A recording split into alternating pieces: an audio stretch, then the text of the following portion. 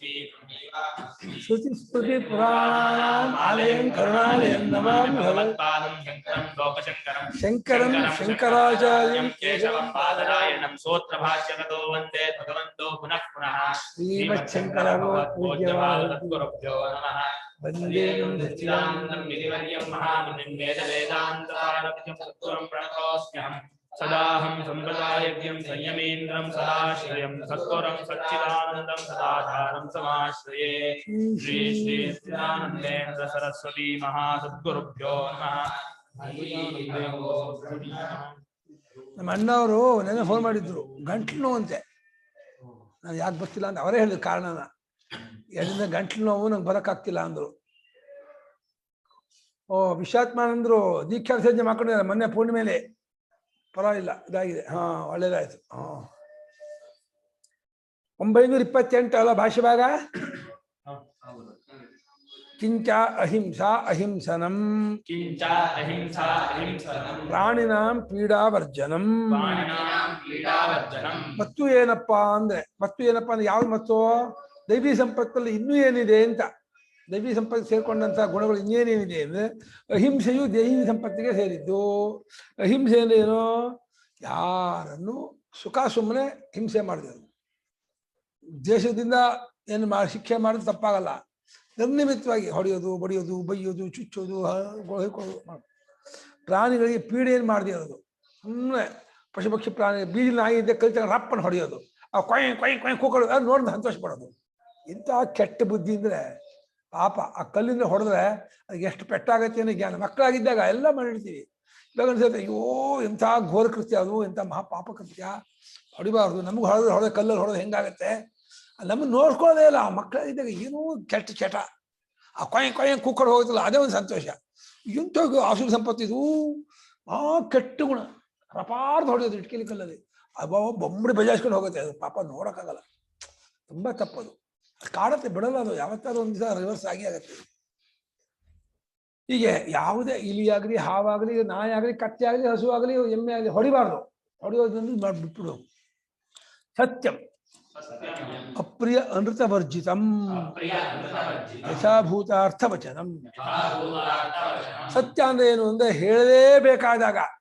ಸತ್ಯವನ್ನೆಲ್ಲ ಹೇಳಲೇಬೇಕು ಅಂತಿಲ್ಲ ನಮ್ಮಲ್ಲಿ ಇವತ್ತು ಈ ಅಡುಗೆ ನಮ್ಮಲ್ಲಿ ಇದಂತಂದಿದ್ದಾರೆ ನಮ್ಮ ಇಷ್ಟು ದುಡ್ಡಿದೆ ನಮ್ಮ ಅದೆಲ್ಲ ಏನು ಸತ್ಯ ಇರ್ಬೋದು ಸತ್ಯವನ್ನೆಲ್ಲ ಹೇಳಬೇಕಾಗಿಲ್ಲ ಹೇಳಬೇಕಾದಾಗ ಸತ್ಯವನ್ನೇ ಹೇಳಬೇಕು ಅಂತ ಇದ್ದಾರೆ ಅದು ಹೇಳಲೇಬೇಕಾದ್ರೆ ಆದಷ್ಟು ಮೌನ ಇರೋದು ಬೆಸ್ಟು ಉತ್ತಮ ಇಲ್ಲ ಅನಿವಾರ್ಯ ಹೇಳಲೇಬೇಕು ಅಂದರೆ ಸತ್ಯವನ್ನೇ ಹೇಳು ಅಂದರೆ ಅಲ್ಲಿ ಸತ್ಯವನ್ನು ಹೇಳಬೇಕಾದ್ರು ಅದಕ್ಕೆ ಅಪ್ರಿಯವಾಗತ್ತೆ ಅವನು ದುಃಖ ಆಗತ್ತೆ ಅಂದರೆ ಆ ಸತ್ಯ ಹೇಳಬೇಡ ಅಲ್ಲ ಖುಷಿ ಪಡ್ತಾರೆ ನಗ್ತಾರೆ ಸಂತೋಷ ಪಡ್ತಾರೆ ಸುಳ್ಳು ಹೇಳ್ಬಿಡ್ಬೇಡ ಸಂತೋಷಂ ಜನೇ ಪ್ರಾಜ್ಞಾ ಅಂತ ಹೇಳ್ಬಿಟ್ಟು ತಮಾಷೆ ಮಾಡಿಬಿಟ್ಟು ಖುಷಿ ಪಡಿಸ್ತೀನಿ ಅಂತ ಹೇಳಿ ನಗಿಸ್ಬಿಡ್ತೀನಿ ಹೇಳಿ ಸುಳ್ಳು ಹೇಳ್ಬಿಟ್ಟು ನಗಿಸೋದಲ್ಲ ತಪ್ಪದು ಸತ್ಯಂ ಬ್ರೂಯಾತ್ ಪ್ರಿಯಂ ಬ್ರೂಯಾತ್ ನ ಬ್ರೂಯಾತ್ ಸತ್ಯಂ ಅಪ್ರಿಯಂ ಪ್ರಿಯಂಚ ನ ಅನೃತಂ ಬ್ರೂಯಾತ್ ಏಷ ಧರ್ಮ ಸನಾತನ ಪ್ರಿಯವಾದ ಸುಳ್ಳನ್ನು ಹೇಳಬಾರ್ದು ವಿಸ್ಮೃತ್ಯಾಪಿ ಅನೃತಂ ನ ವಕ್ತವ್ಯಂ ಅಂತ ಭಾಷೆಕಾರ ಇದ್ದಾರೆ ಮರೆತು ಸುಳ್ಳು ಹೇಳಬಾರ್ದು ಸುಳ್ಳು ಹೇಳುವನು ಜನ್ಮ ಅಂದ್ರೆ ಮೂಗನ ಹುಡ್ತಾರಂತೆ ಮೂಕನ ಬಿಡ್ತಾನಂತೆ ಆಗಿಂದ ಅಪಚಾರ ಅದು ಆಗೋಗ್ತಾನೆ ದೇವತೆ ನಮಗೆ ಹೆದರಿಸ್ಬಿಡೋದು ನಮ್ಮ ವಿದ್ಯಾರ್ಥಿಗಳಿಗೆ ಬಾಯಿ ಬಿಟ್ಟರೆ ಸುಳ್ಳು ಬಿಡ್ಬಿಡುತ್ತೆ ಆಶ್ಚರ್ಯ ಅಂದ್ರೆ ಫಸ್ಟ್ ಸುಳ್ಳು ಹೇಳೋದು ಆಮೇಲೆ ಹಂಗಲ್ಲ ಹಿಂಗಲ್ಲ ಅದಕ್ಕೆ ವ್ಯಾಖ್ಯಾನ ಸುಳ್ಳು ಹೇಳ್ಬಿಟ್ಟು ಆಮೇಲೆ ಅರ್ಧ ಗಂಟೆ ಸಮಸ್ಕೋಬೇಕಲ್ಲ ಸಮಜಾಯಿಸ್ಕೊಂಡು ಅರ್ಧ ಗಂಟೆ ವ್ಯಾಖ್ಯಾನ ಮಾಡ್ಬೋದು ಯಥಾದೃಷ್ಟಸ್ಯ ಯಥಾಶ್ರುತಸ್ಯ ತಥೈವ ಪರಬುದ್ಧಿ ಸಂಕ್ರಾಂತೆಯೇ ಕಥನಂ ಯಥಾಭೂತಾರ್ಥ ಕಥನಂ ಹೇಗೆ ಕಂಡಿರ್ತೀವೋ ಹೇಗೆ ಕೇಳಿರ್ತೀವೋ ಹಾಗೆ ಇನ್ನೊಬ್ಬರ ಬುದ್ಧಿಗೆ ದಾಟಿಸುವುದಕ್ಕಾಗಿ ಹೇಳುವಂತಹ ವಾಕ್ಯ ವಿಶೇಷವಿದೆಯಲ್ಲ ಅದು ಸತ್ಯ ಅಕ್ರೋಧ ಪರೈ ಆಕೃಷ್ಟಸ್ಯ ಅಭಿಹತಸ್ಯ ವಾ ಪ್ರಾಪ್ತಸ್ಯ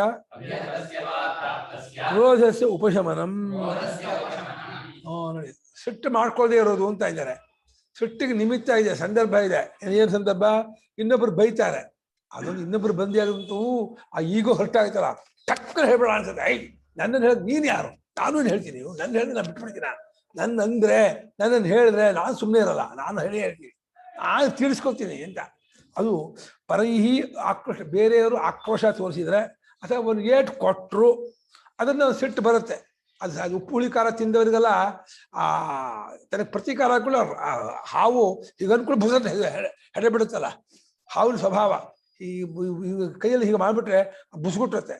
ಹಾಗೆ ಈ ನಾನು ಅನ್ನೋದಕ್ಕೆ ಒಂದು ಪ್ರತೀಕಾರ ಆಯಿತು, ಏಟು ಬಿತ್ತು, ಇದಾಯಿತು ಅಂದ್ರೆ ಬುಸ್ಗುಟ್ಟಿರುತ್ತೆ ಅಂತ. ಆದರೆ ಆದ ಕ್ರೋಧವನ್ನು ತಡೆಗಟ್ಟಬಹುದು. ಧರ್ಮರಾಜ ತಡೆಗಟ್ಟುಂಡಲ್ಲ, ಅಪ್ಪ ನಿಜವಾಗಿ ಪುಣ್ಯಾತ್ಮ ಕೊಂಡೆ ಅವನು. ತಾವು ತುಂಬಿದ ಸಭೆಯಲ್ಲಿ ಅಷ್ಟು ಅವಮಾನ ಆಗ್ತಿದ್ರೆ ತಲೆ ತಗ್ಗಿಸ್ಕೊಂಡೆ ಹೊರತು ಏನು ಮಾಡೋದು, ಒಂದು ಮಾತಾಡಲಿಲ್ಲ, ಒಂದು ಬೈಲಿಲ್ಲ, ಒಂದು ಹೇಳಲಿಲ್ಲ. ಅವರು ಕತ್ತೆಗಳು, ನಾಯಿಗಳು, ಗೋವುಗಳು ಬೈತಾ ಇದ್ದಾರೆ, ಹಂಗೆ ಬೈತಿದ್ದಾರೆ, ಕೆಟ್ಟ ಬೈತಾ ಇದ್ದಾರೆ. ಸುಮ್ಮನೆ ಇದ್ದ, ಅಷ್ಟು ಬೈಸ್ಕೊಂಡ್ರು. ಅದ ಪರವಾಗಿಲ್ಲ, ಆ ದ್ರೌಪದಿಗೆ ಅವಮಾನ ಆಗಬೇಕು, ಸುಮ್ಮನೆ ಇರಬಾರ್ದಾಯ್ತು. ಅದೊಂದಕ್ಕೆ ನಂಗೆ ಯಾಕೋ ಒಪ್ಪಿಗೆ ಆಗಲಿಲ್ಲ. ಅವನನ್ನು ಬೈದಾಗ ಇವನನ್ನು ಬೈದಾಗ ಬೈಕೊಳ್ಳಿ ಹೇಳ್ಕೊಳ್ಳಿ ಸೋದ್ವಿ ಅಂತ. ಆದರೆ ಮುಟ್ಟಿ ಸೀರೆ ಹೇಳೋದಾಗ ತುಂಬ ತಪ್ಪಪ್ಪ, ಅದು ಅಸಹ್ಯಪ್ಪ. ಅದು ಅದಲ್ಲಿ ಸುಮ್ಮನೆ ಇರಬಾರ್ದು, ಅದು ಕೈ ಕಡ್ದು ಬಿಡ್ಬೇಕಾಯ್ತು. ಅದಕ್ಕೂ ಸುಮ್ಮನೆ ಇದ್ಬಿಟ್ಟ, ಏನೆಲ್ಲ ಮಾಡ್ಕೊಳ್ಳಿ ಅಂದ್ಬಿಟ್ಟ. ಹಾಗೇನು ಅವನಿಗೆ ಯಾವ ಧೈರ್ಯ ಆದ್ಮೇಲೆ ಹಿಂದೋ ಗೊತ್ತಿಲ್ಲ. ಧರ್ಮರಾಜ ಕೃಷ್ಣ ಕಾಪಾಡ್ತಾನೆ ಅಂತ ಅವನಿಗೂ ಗೊತ್ತಿತ್ತೋ ಏನೋ ಗೊತ್ತಿಲ್ಲ. ಆ ಒಂದು ವಿಷಯದಲ್ಲಿ ಮಾತ್ರ ಬಹಳ ನೆನೆಸ್ಕೊಂಡ್ರೆ ನಮಗೆ ರೋಮಾಂಚ ಆಗುತ್ತೆ, ಭಯ ಆಗತ್ತೆ. ಅನುಪಮ ಅವ್ರಿಗೆ ಹಂಗಂದ್ರೆ ಭೀಷ್ಮ ಅವ್ರದ್ದು ತಪ್ಪಲ್ವಾ? ಎಲ್ಲರೂ ಸುಮ್ನೆ ಕೂತಿದ್ರು ಸರಿ. ತುಂಬಾನೇ ತುಂಬಾ ತಪ್ಪದು. ಅದು ತಪ್ಪು ಸಾಮಾನ್ಯ ತಪ್ಪಲ್ಲ, ಅಕ್ಷಮ್ಯ ಅಪರಾಧ. ಕೆಲವು ತಪ್ಪಲ್ಲಿ ಕ್ಷಮೆ ಕೊಡ್ಬೋದು, ಇದು ಕ್ಷಮೆಯೇ ಇಲ್ಲ ಈ ತಪ್ಪಿಗೆ. ಅದನ್ನೇ ಕೃಷ್ಣ ಹೇಳಿದ್ವು ಸಭೆಗೆ. ಯಾರ್ಯಾರು ಅವತ್ತು ದ್ರೌಪದಿ ಸೀರೆ ಎಳಿಬೇಕಾದ್ರೆ ಸುಮ್ಮನೆ ನೋಡ್ಕೊಂಡಿದ್ರು ಅಷ್ಟು ಜನರು ಇದನ್ನು ತಲೆ ಕೊಡ್ತಾರೆ. ತಲೆ ದಂಡ ಅಂದ. ಆ ದಂಡ ಏನೋ ದುಡ್ಡಲ್ಲ, ಮಸ್ಕ ಹೊಡೆಯೋದಲ್ಲ, ತಲೆ ದಂಡ ಕೊಡ್ಬೇಕಾದಕ್ಕಲ್ಲ ಅಂದ ಕೃಷ್ಣ. ತಲೆ ದಂಡ ಕೊಟ್ರು ಎಲ್ಲ.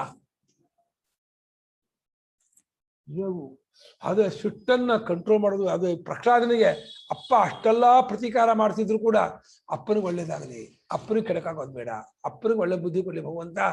ಅಪ್ಪ ಏನ್ ಮಾಡ್ಲಿ, ಅಪ್ಪನಿಗೆ ಅಧಿಕಾರ ಇದೆ ನನ್ನಲ್ಲಿ ಏನ್ ಮಾಡಿ. ಯಾಕೆ ಅಪ್ಪ ಕೊಟ್ಟ ಜನ್ಮ, ಅಪ್ಪಂದೇ ಇದು.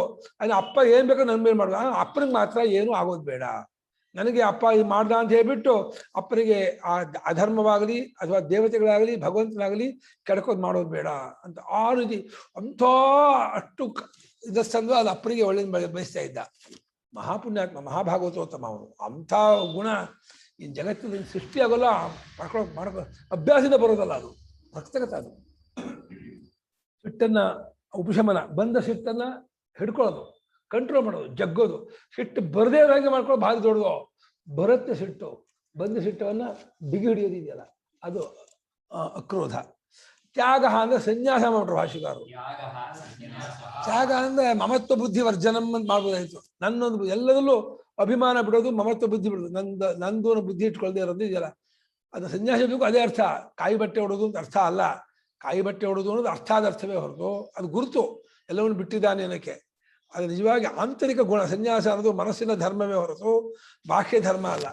ಮನಸ್ಸಿನಲ್ಲಿ ಯಾವುದರ ಮೇಲೆ ಅಟ್ಯಾಚ್ಮೆಂಟ್ ಇರಬಾರ್ದು, ಪ್ರೇಮ ಇರಬಾರ್ದು, ಯಾವ ರೀತಿ ಅಭಿಮಾನ ಇಟ್ಕೋಬಾರ್ದು. ಎಲ್ಲವೂ ಈಶಾವಾಸ್ಯಂ ಇದಗಂ ಸರ್ವಂ ಅನ್ನುವ ಭಾವನೆ ನಿರಂತರ ಇಟ್ಕೋಬೇಕು. ಎಲ್ಲ ಪರಮಾತ್ಮನ ಮುಚ್ಚೋದಿರೋದು, ಪರಮಾತ್ಮ ರೂಪ ಇರೋದು ಒಂದೇ ಎಲ್ಲ ಅಂತ ಹೇಳಿ ತ್ಯಾಗ ರೂಪವಾಗಿರೋದು. ಯಾಕೆ ನೀ ತ್ಯಾಗ ಅಂದ್ರೆ ದಾನ ಅರ್ಥ ಮಾಡಲಿಲ್ಲ ಅಂದ್ರೆ ಪೂರ್ವಂ ದಾನಸೆ ಉಕ್ತತ್ವ, ದಾನವನ್ನು ಹೇಳಾಗ್ಬಿಟ್ಟಿದೆ. ಅದನ್ನ ತ್ಯಾಗಕ್ಕೂ ಅದನ್ನೇ ಅರ್ಥ ಮಾಡಿದ್ರೆ ಪುನರುಕ್ತಿ ಆಗ್ಬಿಡುತ್ತೆ. ಅದನ್ನ ತ್ಯಾಗಕ್ಕೆ ಸನ್ಯಾಸ ಅಂತ ಅರ್ಥ ಮಾಡ್ಬಿಟ್ಟು ಶಾಂತಿ ಅಂತಃಕರಣಸ ಉಪಶಮಃ. ಶಾಂತಿ ಅಂದ್ರೆ ಅಂತಃಕರಣವನ್ನ ಇನ್ನೊಂದು ಬಂದು ದಮಷ್ಟ ಬಾಹ್ಯಾನ ಬಾಹ್ಯಕರಣ ಶಾಂತಿನ ಶಮ ಅಂತ ಅರ್ಥ. ಅಂತಃಕರಣವನ್ನ ಕಂಟ್ರೋಲ್ ಮಾಡೋದು ಅಂದ್ರೆ ಕಾಮಾದಿಗಳಿಗೆ ಅವಕಾಶ ಕೊಡಬಾರ್ದು. ಕಾಮಕ್ರೋಧ ಲೋಭ ಮೋಹ ಮದ ಮಾತ್ಸರ್ಯ ಅದಕ್ಕೆ ಅವಕಾಶ ಕೊಡಬಾರ್ದು. ಇನ್ನು ಭಯ ಉದ್ವೇಗ ಇತ್ಯಾದಿಗಳಿಗೂ ಇದು ಮಾಡ್ಕೋಬಾರ್ದು, ತಳಮಳಗೊಳ್ಳಬಾರ್ದು. ಯಾವಾಗಲೂ ಏಕರೂಪವಾಗಿ ಮೇಂಟೈನ್ ಮಾಡಬೇಕು. ಒಂದೇ ಪರಮಾರ್ಥ ವಿಚಾರದಲ್ಲಿಯೇ ಕ್ಯಾರಿ ಮಾಡ್ತಾ ಇದ್ರೆ ಅಂತಃಕರಣ ಶಾಂತವಾಗಿರುತ್ತೆ.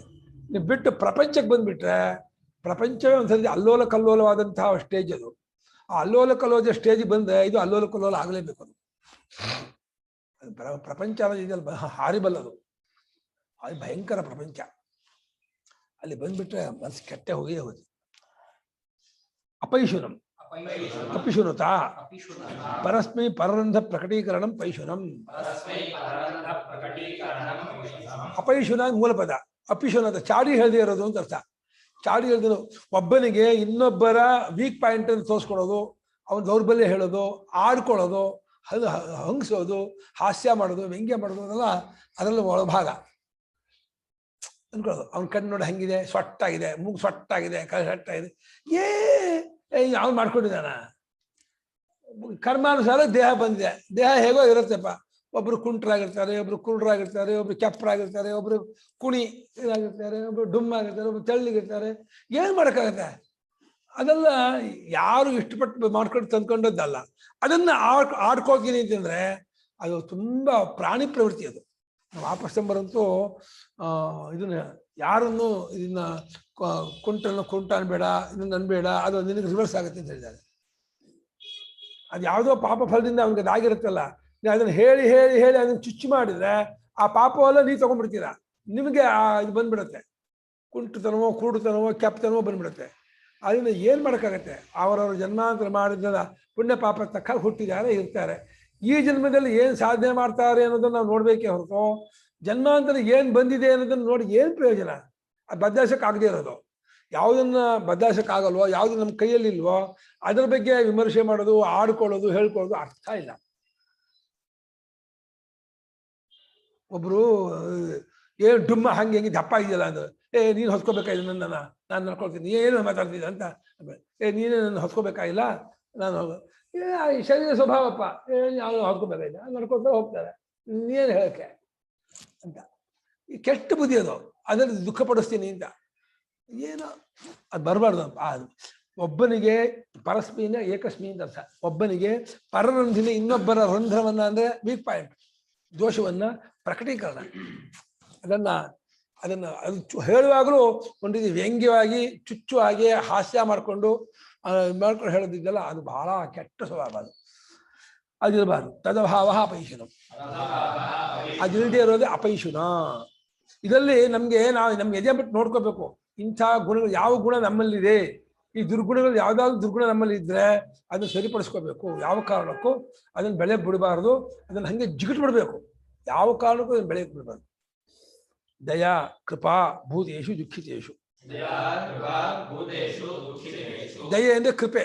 ದುಃಖಿತವಾದ ಭೂತಗಳಲ್ಲಿ, ಪ್ರಾಣಿಗಳಲ್ಲಿ, ಒಂದು ಯಾವುದೋ ನಾಯಿ ಬಿದ್ದಿದೆ, ಹಸು ಬಿದ್ದಿದೆ, ಒದ್ದಾಡ್ತಾ ಇದೆ, ನಮ್ಗೆ ಬರೀ ಅಯ್ಯೋ ಪಾಪ ಅಂತ ಆಗಲಿಲ್ಲ. ಹೋಗಿ ಒಂದು ಬಕೆಟ್ ನೀರು ತಂದು ಹೋಗಿ ಇಡ್ತೀನಿ, ಒಂದು ನೀರು ಕೊಡ್ತೀನಿ, ಅದು ನಾಯಿಗೆ ಬಿದ್ದೆ ಒಂದು ಬ್ರೆಡ್ ಹಾಕ್ತೀನಿ, ಒಂದು ರೊಟ್ಟಿ ಚೂರು ಹಾಕ್ತೀನಿ, ಒಂದು ಅನ್ನ ಹಾಕ್ತೀನಿ. ಪಾಪ ಅದು ಹೇಳಕ್ಕಾಗ್ತಿಲ್ಲ, ಒದ್ದಾಡ್ತಿದೆ, ಬಾಯಾರಿಕೆ ಆಗಿದೆ ಅಂದರೆ ಏನೋ ಒಂದು ಪಾಟಲ್ಲಿ ನೀರಿಡು, ಒಂದು ಲೋಟ ನೀರು, 2 ಲೋಟ ನೀರಿಡು, ಒಂದಿಷ್ಟು ಆಹಾರ ಕೊಡು. ಅದು ದಯೆಗೆ ಲಕ್ಷಣ. ಅಯ್ಯೋ ಪಾಪ ಅಂತ ಹೋಗೋದು ಮೊದಲೇ ಹಂತ ಇರ್ಬೋದು, ಅಷ್ಟಕ್ಕೆ ದಯ ಆಗಲಿಲ್ಲ. ಆ ಕಾರುಣ್ಯದಿಂದ ಅದಕ್ಕೆ ಏನೋ ಒಂದು ಅವಶ್ಯ ಮಾಡಲೇಬೇಕಾದ ಒಂದು ಶುಶ್ರೂಷೆ ಮಾಡೋದಿದೆಯಲ್ಲ, ಅಲ್ಲಿವರೆಗೂ ಸೇರುತ್ತೆ ದಯೆ. ಹಾಗೆ ದುಃಖಿತವಾಗಿರೋ ಅಲ್ಲಿ ಪ್ರಾಣಿ ಮಾತ್ರ ಅಲ್ಲ, ಭೂತೇಶುವಿನ ಮನುಷ್ಯರು ಆಗ್ಬೋದು, ಪಶುಪಕ್ಷಿ ಪ್ರಾಣಿ ಆಗ್ಬೋದು, ಎಲ್ಲರಲ್ಲೂ ದಯೆ. ಅಲೋಲುಪ್ತಂ ಇಂದ್ರಿಯಾಣ ವಿಷಯ ಸನ್ನಿಧೋ ಅವಿಕ್ರಿಯ. ಲೋಲುಪತೆ ಅಂದ್ರೆ ವಿಷಯ ಹತ್ತಿರದಿದ್ದಾಗ ಇಂದ್ರಿಯಗಳು ಅದಕ್ಕೆ ಜ್ಯೋತಿ ಬೀಳುತ್ತಲ್ಲ, ಪಕ್ಕದಲ್ಲಿ ಇದೆ ಚೂರು ಇದ್ದಿದ್ದ ಮೈಸೂರು ಪಾಕ ಬುರ್ಕೊಂಡು ಬಾಯಿ ಹಾಕೊಂಡ್ಬಿಡೋದು. ಮೈಸೂರು ಪಾಕ ಏನೋ ಇಟ್ಟಿರ್ತಾರೆ, ಅದೇನೋ ನೈವೇದ್ಯಕ್ಕೆ ಇಟ್ಟಿರ್ತಾರೋ ಇನ್ನೇನಕ್ಕೂ ಇಟ್ಟಿರ್ತಾರೆ, ಮಾಡಿರ್ತಾರೆ. ಪಕ್ಕಕ್ಕೆ ಹೋಗಿ ಕೂತ್ಕೊಂಡು ಒಂಚೂರು ಕೈಯನ್ನ ಹೀಗೆ ಚಾಚ್ಕೊಂಡ್ಬಿಟ್ಟು ಮುರ್ಕೊಂಡು ಬಾಯಿ ಹಾಕೊಂಡ್ಬಿಟ್ಟು, ಈ ಕೆಟ್ಟ ಬುದ್ಧಿ ಇದು. ಏನು ಎಲ್ಲ ಅಕ್ಕಪಕ್ಕ ಪಕ್ಕದ ಇದಕ್ಕೆ ತೊಡೆ ಜಿಗಿಟ್ಬಿಡೋದು. ಈ ಸುಮ್ಮನೆ ಅಯ್ಯೋ ಅನ್ಕೋಬೇಕು. ಇವ್ರಿಗಿದು ಈ ಮಕ್ಕಳ ಭಾರಿ ಇದು. ಆ ತೊಡೆ ಜಿಗಿಟೋದು, ಚುಚ್ಚೋದು, ಏನಾದ್ರು ಕಸ್ಕೊಳ್ಳೋದು, ಅವ್ನ ಪೆನ್ಸಿಲ್ ಕತ್ಕೊಂಡು ಮುಚ್ಚಿಟ್ಕೊಳ್ಳೋದು, ಪೆನ್ ಮುಚ್ಚಿಡೋದು, ಅವ್ನ ಕಾಪಿ ಪುಸ್ತಕ ಮುಚ್ಚಿಡೋದು, ಇದೆಲ್ಲ ಹೀಗೆ ಮಾಡ್ತಾರೆ. ಇದೆಲ್ಲ ಇಂದಿಯ ಲೋಲುಪತೆ ಇದ್ರೆ ಇದಾಗತ್ತೆ. ಸುಮ್ಕಿರಲ್ಲ, ಕೈ ಕಾಲು ಏನಾದ್ರು ಚೇಷ್ಟೆ ಮಾಡೋಣ ಅಂತಾರೆ.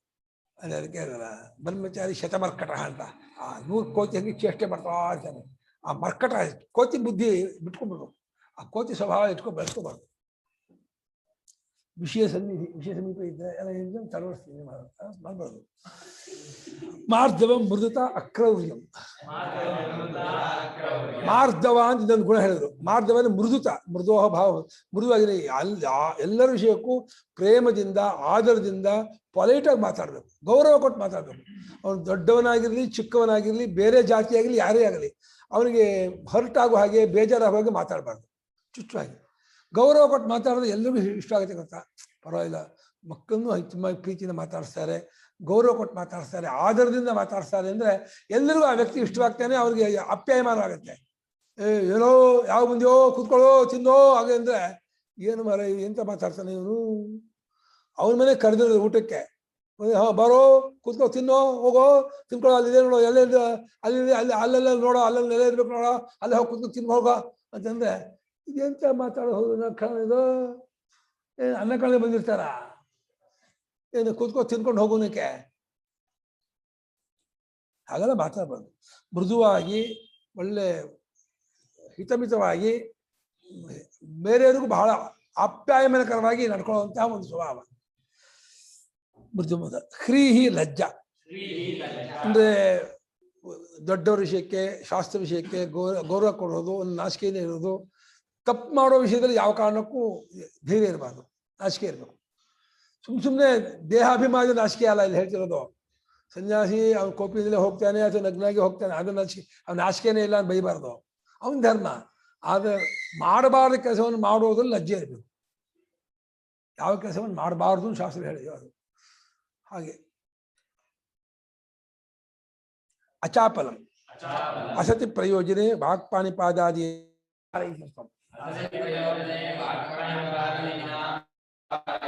ಅದು ಅಚಾಪಲ. ಚಾಪಲತೆ ಅಂದ್ರೆ ಸುಮ್ಮನೆ ಚೇಷ್ಟೆ ಮಾಡ್ತಾ ಇರೋದು, ಇಲ್ಲಿ ಪ್ರಯೋಜನವಿಲ್ಲದೆ ಹೋದ್ರು ಮಾತು ಬಾಯಿ ಸೊಟ್ಟು ಮಾಡ್ತಾ ಇರೋದು, ಸೊಟ್ಟು ಮಾಡ್ತಾನೇ ಇರ್ತಾರೆ. ಇವರು ವಿಶೇಷ ದೀಕ್ಷಿತಿದ್ರು ಇವರಲ್ಲಿ, ಯಾರು ಚಪ್ಟು ಊರಿದಲ್ಲಪ್ಪ, ತುರುವೇಕೆರೆ ವಿಶೇಷ ದೀಕ್ಷಿತು. ಪ್ರತಿ ಕ್ಷಣಕ್ಕೂ ಬಾಯಿನ ಸೊಟ್ಟು ಮಾಡ್ತಿದ್ರು, ಯಾಕೆ ಗೊತ್ತಿಲ್ಲಪ್ಪ, ಅವರಿಗೆ ಒಂದು ಇದಾಗ್ಬಿಟ್ಟಿತ್ತು ಅಂತ ಕಾಣುತ್ತೆ. ಇಲ್ಲ ರೋಗ ಅಂತ ಇದ್ರು. ನಮ್ಗೆ ಮುಂಚೆ ಫಸ್ಟ್ ಟೈಮ್ ಹೋದಾಗ ನಂಗೆ ಗೊತ್ತೇ ಆಗಲಿಲ್ಲ, ಯಾಕೆ ಅಂತಾರೆ ಯಾಕೆ ಮಾಡ್ತಾರೆ ಅಂತ. ಆಮೇಲೆ ಹೇಳಿದ್ರು ಇಲ್ಲ, ಅದಕ್ಕೆ ಅವ್ರಿಗೊಂದು ಕಾಯಿಲೆ ಬಂದಿದೆ ಅಂತಂದು. ಕಾಯಿಲೆ ಬಂದೆ ಏನು ಮಾಡೋಕ್ಕಾಗಲ್ಲ, ಅದು ಒಂದು ಸ್ವಭಾವ. ಆದರೆ ಅಭ್ಯಾಸ ಮಾಡ್ಕೋಬಾರ್ದು. ಬಾಯಿ ಚೊಟ್ಟು ಮಾಡೋದು, ಕಣ್ಣು ಚೊಟ್ಟು ಮಾಡೋದು, ಕೈ ಕಾಲ ಒಂದು ಕಾಗದ ಸಿಕ್ಕಿದ್ರೆ ಕಾಗದ ಹರಿಯೋದು, ಒಂದು ಚಾಪೆ ಚಾಪೆ ಎಲ್ಲ ಕಿತ್ತೋದು, ಇಲ್ಲ ಸುಳಿಸುತ್ತಾ ಕೂತ್ಕೊಳ್ಳೋದು, ಇನ್ನೆಲ್ಲೋ ಪೆನ್ಸಿಲ್ ತಗೊಂಡು ಏನೋ ಪುಸ್ತಕ ಮೇಲೆ ಏನೋ ಸುಮ್ಮನೆ ಗೀಚೋದು, ಸುಮ್ಮನೆ ಪುಸ್ತಕದ ಮೇಲೆ ಕಾಪಿ ಮೇಲೆ ಗೀಚೋದು ಎಲ್ಲ ಹಾಳು. ಅದೆಲ್ಲ ಮಾಡಬಾರ್ದು. ಪುಸ್ತಕದಲ್ಲಿ ಏನು ಕಾಪಿ ಪುಸ್ತಕ ಇಟ್ಕೋಬೇಕು, ಅದು ನೋಟ್ ಮಾಡ್ಕೋಬೇಕು, ಅತ್ಯವಶ್ಯಕವಾದ ಬೇಕಾದ್ರೆ ನೋಟ್ ಮಾಡ್ಕೋ. ತುಂಬ ಪುಸ್ತಕ ಎಲ್ಲ ರಂಪ ಮಾಡಿಬಿಟ್ರೆ ಓದೋಕ್ಕಾಗಲ್ಲ. ಪ್ರಯೋಜನವಿಲ್ಲದೆ ಮಾತು, ಪಾಣಿ, ಪಾದ ಇವುಗಳ ವ್ಯಾಪಾರ ಮಾಡದೇ ಇರೋದಿದೆಯಲ್ಲ, ಅದು ಅಚಾಪಲ. ಇಲ್ಲಿ 2 ಶ್ಲೋಕ ಇದೆ. ತೇಜ ಕಿಂಚ ತೇಜ ಪ್ರಾಗಲ್ಭ್ಯಂ ನ ತ್ವಗ್ಗತಾ ದೀಪ್ತಿ. ತೇಜೋವಂತನಾಗಿರ್ಬೇಕು ಅಂದ್ರೆ ಇವನಿಗೆ ಇಷ್ಟಪಟ್ಟು ತ್ವಗ್ಗತ ದೀಪ್ತಿ ಮಾಡ್ಕೊಳಕ್ಕಾಗಲ್ಲ. ಮೈಯಲ್ಲಿ ಕಾಂತಿ, ಮುಖದಲ್ಲಿ ಒಂದು ಬ್ರೈಟ್ನೆಸ್ ಮಾಡ್ಕೊಳಕ್ಕಾಗಲ್ಲ. ದೃಷ್ಟತನ, ಧೈರ್ಯತನ ಇರ್ಬೇಕಂತೆ. ತಾನು ಮಾಡಕ್ಕೆ ಹೊರಟಂತಹ ಅಧ್ಯಾತ್ಮ ಮಾರ್ಗದಲ್ಲಿ ನಾನು ಸಾಧಿಸ್ತೀನಿ, ನಾನು ನಡಿತೀನಿ, ಮುಟ್ಟುತ್ತೀನಿ ಗುರಿನ, ನಂಗೆ ಆಗತ್ತೆ ಅಂತ ಹೇಳಿ ಉತ್ಸಾಹ ಯಾವಾಗ ಉಟ್ಕೋಬೇಕಂತೆ. ಅಂದ್ರೆ ಹೊರಟ ಮಾರ್ಗದಲ್ಲಿ ಅರ್ಧದಲ್ಲೇ ಕುಸಿಯೋ ಸ್ವಭಾವ ಇರಬಾರ್ದು, ಬಿಟ್ಬಿಡೋದು. ಒಂದು 2 ತಿಂಗಳು 3 ತಿಂಗಳು ನೋಡೋದು, ಇದು ನಮ್ಗೆ ಆಗಲ್ಲ ಕಣ್ರೆ, ಸುಮ್ಮನೆ ಯಾತಕ್ಕೋ ಬಂದೆ, ವೇಸ್ಟ್ ಆಯಿತು ಟೈಮು, ಇದ್ರ ಬಂದು ಇನ್ನೇನೋ ಓದಿದ್ದು ಚೆನ್ನಾಗಿತ್ತು, ಸುಮ್ಮನೆ ಪಾಠಕ್ಕೆ ಕೂರಿಸ್ಕೊಂಡ್ಬಿಟ್ಟು 10 ರಿಂದ 12 ಟೈಮ್ ವೇಸ್ಟ್ ಆಯಿತು, 2 ತಿಂಗಳು ಕೂತ್ಕೊಂಡೆ ಏನು ಪ್ರಯೋಜನ ಆಗಲಿಲ್ಲ ಅಂತ. 2 ತಿಂಗಳಿಗೆಲ್ಲ ಏನು ಪ್ರಯೋಜನ ಆಗುತ್ತೆ, 6 ತಿಂಗಳಿಗೆ ಏನು ಪ್ರಯೋಜನ ಆಗುತ್ತೆ? ಪ್ರಯೋಜನ ಆಗಿದ್ದು ಆಗದೆ ಇರೋದು ಅವರವ್ರು ನೋಡ್ಕೋಬೇಕು. ಅವತ್ತವತ್ತಿನ ಪಾಠವಾಗಲಿ ಅಥವಾ ಚಿಂತನೆ ಆಗಲಿ ನನಗೆ ಎಷ್ಟರ ಮಟ್ಟಿಗೆ ಇದು ಅಳವಡಿತು ಅಂತ ನಾವು ನಮ್ಮ ಪರೀಕ್ಷೆ ಮಾಡ್ಕೋಬೇಕೇ ಹೊರತು, ಅದು ಅಧ್ಯಾತ್ಮದ ಪ್ರೋಸೆಸ್ ಇದೆಯಲ್ಲ, ಅದು ನಿಧಾನನೇ. ಈ ಪ್ರೊಸೀಜರ್ ತುಂಬ ಈ ಲೌಕಿಕವಾದಂಥ ಬೆಳವಣಿಗೆ ಅಷ್ಟು ಬೇಗ ಬೆಳವಣಿಗೆ ಆಗೋಲ್ಲ. ಒಂದು ತೋಟ, ಜಮೀನು ಅಥವಾ ವ್ಯವಹಾರ ಎಷ್ಟು ಬೇಗ ಬೆಳವಣಿಗೆ ಆಗುತ್ತೋ, ಅಧ್ಯಾತ್ಮ ಮಾರ್ಗದ ಬೆಳವಣಿಗೆ ಅಷ್ಟು ಬೇಗ ಆಗೋಲ್ಲ. ಒಂದಷ್ಟು ದಿವಸ ಬೇಗ ಆದಂಗೆ ಆಗುತ್ತೆ, ಆಮೇಲೆ ಮುಂದಕ್ಕೆ ಹೋಗಲ್ಲ ಅನ್ಸುತ್ತೆ. ಆದರೂ ಧೈರ್ಯಗೆಡಬಾರ್ದು. ಪ್ರಗಲ್ಭತೆ ಅಂದ್ರೆ ಧೀರತನ, ದಿಟ್ಟತನ, ಒಂದು ಸಾಧಿಸ್ತೀನಿ ಎನ್ನುವಂತಹ ಒಂದು ಉತ್ಸಾಹ. ಎದುರಿಸ್ತೀನಿ, ಏನೇ ಕಷ್ಟ ಬಂದು ಎದುರಿಸ್ತೀನಿ, ಏನೇ ಯಾವುದು ಮಾಡ್ತೀನಿ, ಬಿಡೋಲ್ಲ ಅಂತ ಹೇಳಿ ಮಾಡೋದು, ಅದು ಇದು ತೇಜಸ್ಸು. ಕ್ಷಮ ಆಕೃಷ್ಟಸ್ಯ ತಾಡಿತಸ್ಯ ವಾ ಅಂತರ್ವಿಕ್ರಿಯ ಅನುತ್ಪತ್ತಿ. ಕ್ಷಮ ಅಂದ್ರೆ ಆಕೃಷ್ಟಸ್ಯ ಇಲ್ಲ 750 ಹ್ಮ್